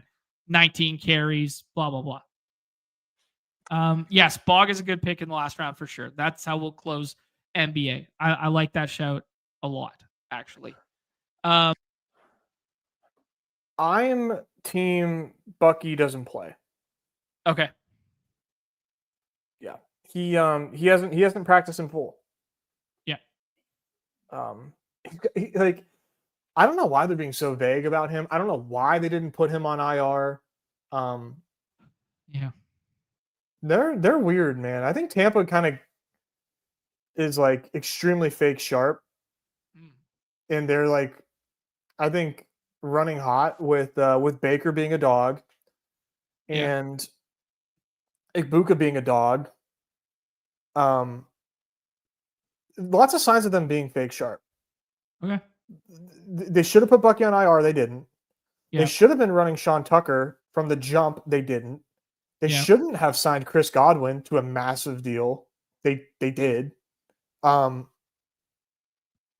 It's just so. I just don't know what they're doing. I don't know what's going on there. Okay. So I just got an interesting quote here from Mike Florio. I mean, take it with a grain of salt. It's Mike Florio. But I'm not so sure Bucky Irving is going to be back this weekend based upon something I heard when we were in Philadelphia. So, what did you hear? That Bucky Irving wasn't going to be back? Yeah, sure. Yeah. I like Mike Florio. Put some respect on him. Okay, fine. My bad. I didn't mean to besmirch one of the good names in the business. I'm just he's a fucking character. I'm just the hostile son of a bitch today. No, it's okay. It's okay. Florio deserves the hate that he receives. I choose to like him. Florio's earned it. Let's say that. 45 in the first game tonight. We got Texans at home against the Bills. Bills got gashed on the run by Tampa Bay there. Bills have also made some sweeping changes at the wide receiver position. We have no Dalton Kincaid this evening. We have no McCall Hardman, and we have no somebody else who I can't remember off the top of my mind that impacts the wide receiver corps. But I will find it. I said McCole Hardman and Dalton Kincaid are out. Keon Coleman's not playing? Like 100% not playing? He was healthy and active last time, but it's not a given. That's been all the buzz leading up to this game, is that he's going to sit again. Okay. Sounds good there. There was someone who was like definitively ruled out already. Well, who else is a Bill that matters? Oh, yeah, I mean, we'll talk about it in a second. I got it. Yeah, I've been drafting a lot of Gabe Davis in the previous contest. That was my angle in the previous contest. Still seems like a fun angle here, right? Yeah. And then the Sunday nighter here. We got Rams and Bucks, the higher of the two totals. A 49.5 there, 6.5 by way of the Rams. The Rams won a very important game against the Seahawks there. Devontae Adams only had one catch for 1 yard and one touchdown there. They kind of took their foot off the gas a little bit. Maybe that was a byproduct of the Seattle defense or the fact that they were just up a bunch. They got kind of like ultra conservative for whatever reason. Bucks coming off a shootout game against the Bills that they wound up losing. The thought process, according to the chat, and the thought process according to you, we're getting another one from Rondé Barber here as well, that Bucky's not going to be back on Sunday Night Football. So that should lead us to playing some Sean Tucker. That should maybe lead us to playing some Rachaad White, especially if it's a trailing script there. Looks like Sean Tucker has, yes, thank you, T-Bear. It was Elijah Moore, who's the other wide receiver, who's going to miss there. And then the other big note from the Texans game there is no CJ Stroud yet. We're going back to the Davis Mills experience. And the Davis Mills experience has been extremely bullish for two men in particular. That is Dalton Schultz, and that is for Nico Collins. Nico Collins, the uptick over the last two games has been really significant in terms of just overall volume. So let's talk it through, man. We can do a little position by position, or you can do a little overview thoughts. Yeah, I mean, I auto drafted the hurry up with these, and I had a ton of Sean Tucker. So that's like the way to play this, in my opinion, right now, is like build teams with Sean Tucker and simply see what happens. The other angle that I think is really, really fun, dude, And like I honestly am kind of shocked by this is Terrence Ferguson being tight end 5. Sure. I think he should be going ahead of Colby. Okay. Yeah. They got Colby Parkinson, the sympathy revenge game touchdown last time out against Seattle. Terrence Ferguson has definitely more design stuff for him. You're playing full whack-a-mole when it comes to Rams tight ends on any given week. Like, like the fact that Higbee is out obviously removes one piece of the equation. But if they play so much of that 3 tight end set and then try and throw out of it to like misdirect other teams, that I think all 3 of them are viable. I do agree with you that Terrence Ferguson is like the young, athletic, fun second rounder that they spent capital on that they should be utilizing more in the passing game. But if any of them scored a touchdown this week, I would not be surprised in any regard. So if you want to play whack-a-mole amongst them, by all means. If you want to play the leverage game of ADP, I do agree with you, Nez, that just taking the lesser priced one feels better. Yeah, and his coach likes him. And I just think, we're talking about, one tight end removed from these like heavy sets. Yeah, I like Ferg here. I was looking up too. I got like 9% on this laptop, so I apologize if I just leave you suddenly. But you were talking about Dalton Schultz and Nico Collins, obviously being huge beneficiaries of the Davis Mills experience. I mean, we're also seeing from the coach, from D'Amico Ryans talking about the rookies. Hey, we're going to see more work from the rookies, and Christian Kirk has just been a 0. For all intents and purposes, a flat 0. As far as efficiency goes for Jaden Higgins, we're seeing a huge increase in targets per route run. Not necessarily a huge increase in routes, but in targets per route run, 27% and 26% and 27% respectively the last 2 weeks. His ADOT, 14.9, 14.1 in those 2 weeks. And he's seeing end zone targets here. Like, he is very, very much in play on this slate. His ADP is what right now? 16.1. Yeah, I think that's totally fair, and something that I would want to be getting on here, because I think this is going to be a really fun game. I'm kind of like in on this current iteration of the Texans with Davis Mills right now. Yeah. I think the spread is way too large. Texans defense is legit. Bills defense has a lot of problems. Yeah, I am. I'm liking the Texans here, man. Kind of like Woody Marks. Kind of like, I kind of like everybody on the Texans here. All right, dude. I respect it. I respect it a lot. I mean, I like them more from the passing angle with Davis Mills at the helm, just based on what we've seen the last 2 weeks. Obviously, last week being a little less so than the previous week.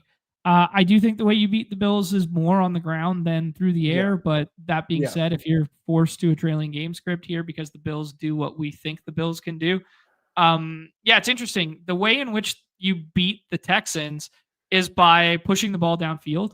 They've been pretty good about defending the flats and the short area stuff.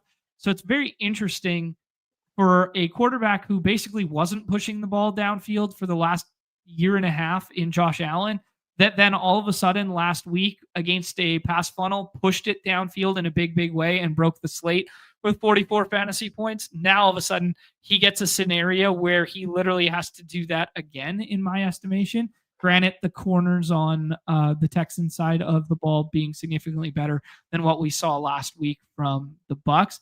Very interesting, just like dichotomy between like what we saw versus what to expect this week. Mm-hmm. Yeah, for sure. There's the interesting take here: the Maxwell Hairston legacy game incoming against Nico. I don't know. Maybe Harrison is like half his size, dude. Yeah. Come on. Come on. Let's talk about some of the other angles on the slate here as we go position by position, and then we'll draft it there, Nez. Are you in agreement with the rankings at the quarterback position that Stafford versus Funnel should be number 2, Baker potentially trailing script and may or may not be getting some help back is second or is third there, and then Davis is last? I'm so here's what I would do.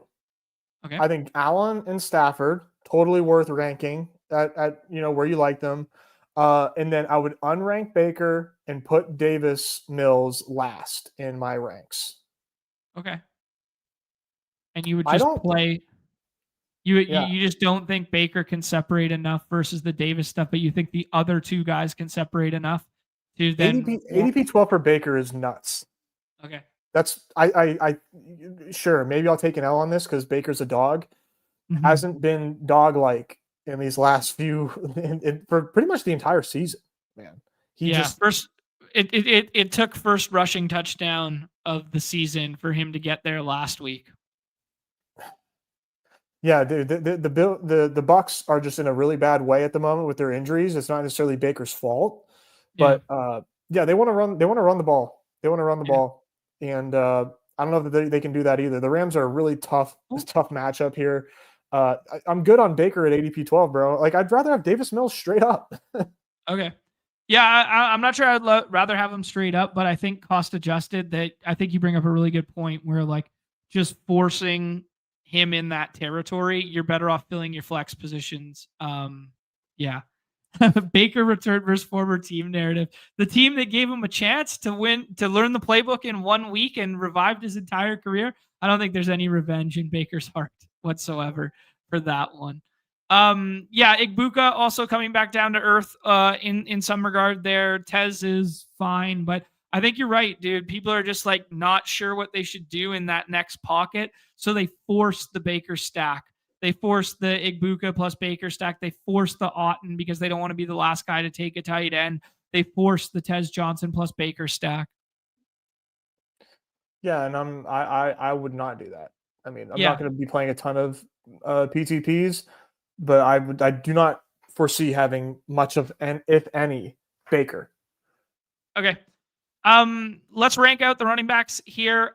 Do you like Cook over Kyren this week? Yeah, I think so. Both have kind of tough matchups on the ground. Very much so, yes.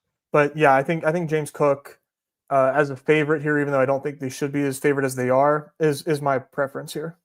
Yeah, I agree with you there, Nez. The Kyren stuff, he showed a little bit of juice with a couple long runs there against Seattle, which was the first time in a long time, because the running joke with Kyren for the last 2 years is he hasn't broken off one greater than 20. But like this Bucks defense is just like the most stout on the interior run stuff, and almost everything Kyren does well is interior running. It's not really bounce to the outside stuff. So I think him and Corum are both in tough spots. I think playing Kyren to through the pass game and stacking him with Stafford is a nice contrarian angle, because the way in which you can find success against the Bucks, because you can't run down their throat and up the middle, is to just dump off to the side and stuff like that. So some of the splits I was looking at for running back success, some pass catching stuff in there. And, Kyren hasn't really displayed it since that Thursday night game against the 49ers where he had like 5 catches or whatever it was. But he's good for a couple here and there. I think that's one way they could beat them, especially without Higbee this week, is just like some short intermittent passing stuff. So I think it's a nice contrarian stack. Yeah, I like that. I like that call. Woody Marks here. We just saw Sean Tucker absolutely gash the Bills here. You mentioned the coach speak stuff with Woody Marks. You wanted to be over the field, Woody Marks, on the weekend there. Didn't work out the way in which you planned, but this might be a better spot for it here. Would you play Woody Marks or Sean Tucker first? I like Tucker straight up. Okay. So you can wait on running back and then take Tucker around later then? Is kind of like or you can just take both, because you can also, because knowing that you like them, knowing that I like them, I can fade the top 2 running backs as well and do Puka, like Josh Devontae, and rank them like that. Maybe even put Nico ahead of those two as well and try to get ahead of like the wide receivers on this slate, and then know that I can get Sean Tucker in the 3rd round. Okay. Yeah. I like that. I like that mindset. Or Rachaad White, like if you have to. Yeah, I'm good with Rachaad White. I think that's a good way to pivot here. We're both kind of playing Bucky as out right now and playing him as a dead roster spot in the middle of other people's drafts. So before any other news comes, it's actually a really good window to draft and like do this before pushing the other guys up. But I think a lot of people will be doing that as well. I think Rachaad White is a good stacking partner with Baker to just play the pass catching work there. Like 5 catches in the game where they went to the air against New England there. He still gets 2 last week in a trailing script. He's still going to get like 12 touches in this ball game, even if you get an uptick in Sean Tucker, and trailing script will play well for Rachaad White. So if you want to do like the mini stack, it makes sense. Yeah, dude. I mean, like, let's be real. Like Rachaad White probably, I mean, this is definitely, hyperbole, but let me just get this off. Rachaad White probably best pick on the board. Oh, okay. Yeah, sure. I mean, yeah, that's a flex option here, given the work that we think he's going to get. Because like this is a price that says Bucky's playing. Right. And if you play Bucky doesn't play, Rachaad White as a flex, like every single time is just like a no-brainer. It's a no-brainer. Yeah. Like he projects better than Jaden Higgins. Mm-hmm. Yeah. Well said, dude. Yeah, I agree with you. I agree with you full. Yeah. Just play it. Yeah. Any love for playing the quorum angle? We talked about the matchup not being great, but he still continues to get a series here and there. Like, the touches are sometimes there, especially if they're ahead. Like he could get 10 touches. Chubb could get 10 touches as well, although that's trailing off. But he could still get the red zone work. I think quorum is like a pretty sneaky play because I kind of think the Bucks get absolutely stomped. And that's quorum music, right? Okay. Like that's quorum at goal line, quorum in pseudo garbage time, however you want to paint the narrative. Rams winning by 10 plus equals quorum touches. So you could get like 50-1 from Blake. Yeah, sure. Yeah, don't hate that. Definitely a good game script play if you play like Stafford and Devonta or Stafford plus Puka, and then you add quorum in the last round as like the hammer that those two went nuke, and then now he falls into the end zone in garbage time or something. Yeah, exactly. My laptop is at like 3%, by the way. Okay, cool. Yeah, the Ty Johnson stuff, I would only play it stacked with Josh Allen. I wouldn't really play it by itself. I think it's okay, but yeah. Wide receivers, I mean, it's going to be the Ram guys, and then it's going to be Nico, and then it's going to be like a huge line in the sand, I think. Maybe you could put Igbuka in that conversation if you think he's a little bit better off in terms of matchup, or that a lot of it's going to get funneled to him if Godwin doesn't play. I'm kind of anticipating Godwin out. Practice reports on Godwin. LP. All right. Little LP for him to start the week there. Bucky Irving, an LP as well for what it's worth. But yeah, I think Godwin might still be a week away. I guess the most important or interesting question here, Nez, you already kind of talked about the Jaden stuff. I think the most interesting question is, of the Buffalo guys, who you're playing. Gabe Davis. Yeah, I agree with you, man. I think playing Gabe Davis makes a lot of sense. Maybe if he gets a little bit of the Stingley treatment, we won't want that. But like, I want to stretch the field a little bit here, and I want to beat him down the field. And Gabe Davis got a red zone look last time out. I think him and Shavers are kind of like the two guys that are mispriced that I would like to play. I mean, Shakir's going to project better than them both. Shakir he had a Q tag all week last week. Then it was like behind doors conversations. The reason that they elevated all the guys off the practice squad was he wasn't going to go. And then they shut him down early in that game. That's why he had such a bad box score. Thanks. But like, I kind of like playing the ceiling outcome of these two a little bit more. I unranked Khalil Shakir because he's dead to me. Okay. Deal. Respect it. Loser. The tight end question, Cade Otton's volume hinges a lot upon Godwin in or out. If you're playing Godwin out, the Cade Otton price is really good there. And then it's kind of a dumpster fire below where you just play a little bit of whack-a-mole of like, if Jackson Hayes finds the end zone instead of Dawson Knox, for sure. I think Dalton Schultz should be a little bit higher in terms of ADP than he is right now. Like, I would take Dalton Schultz over like Khalil Shakur almost every time, I think there.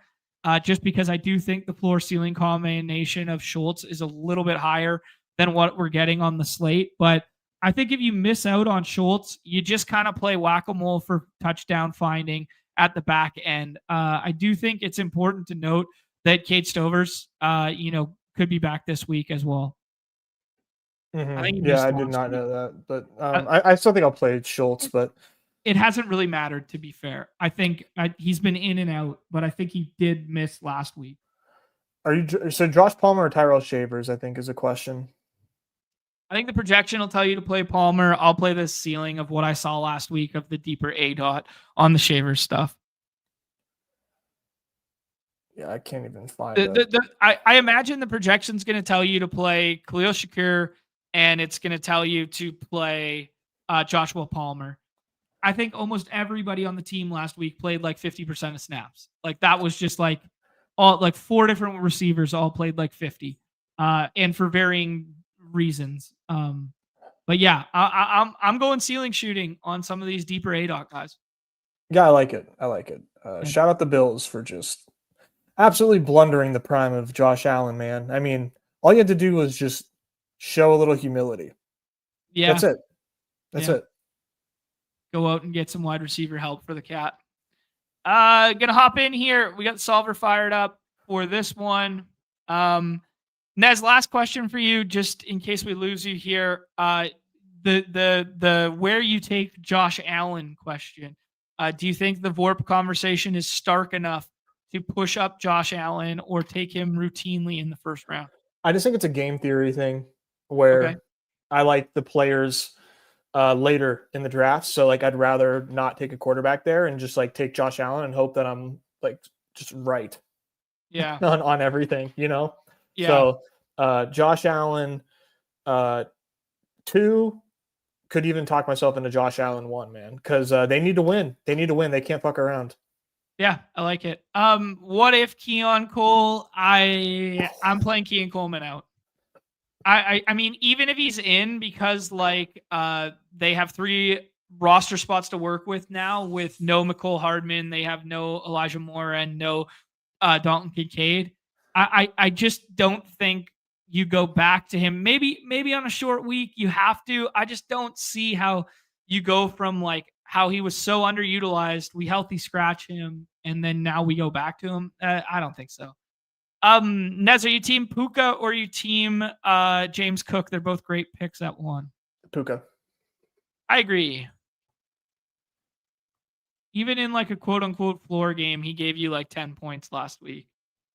Yeah, that was a weird one. That was a really weird one. It was just kind of game scripted out where they got up early and Kyron scored and that sort of vibe, right? Yeah. Just scrolling my timeline. Yeah. Here, as I look for some basketball news, this isn't basketball related, however. Okay. Daniel Jones just popped up on the injury report. Daniel Jones did. Okay. Fuck. No Anthony Richardson. So who is left there? What's his name? The rookie kid. Fuck. From Notre Dame, Riley Leonard. Yeah, Riley Leonard. Yeah. Huh. Riley Leonard sounds like a different type of name, if you know what I mean. Dylan Harper's best friend.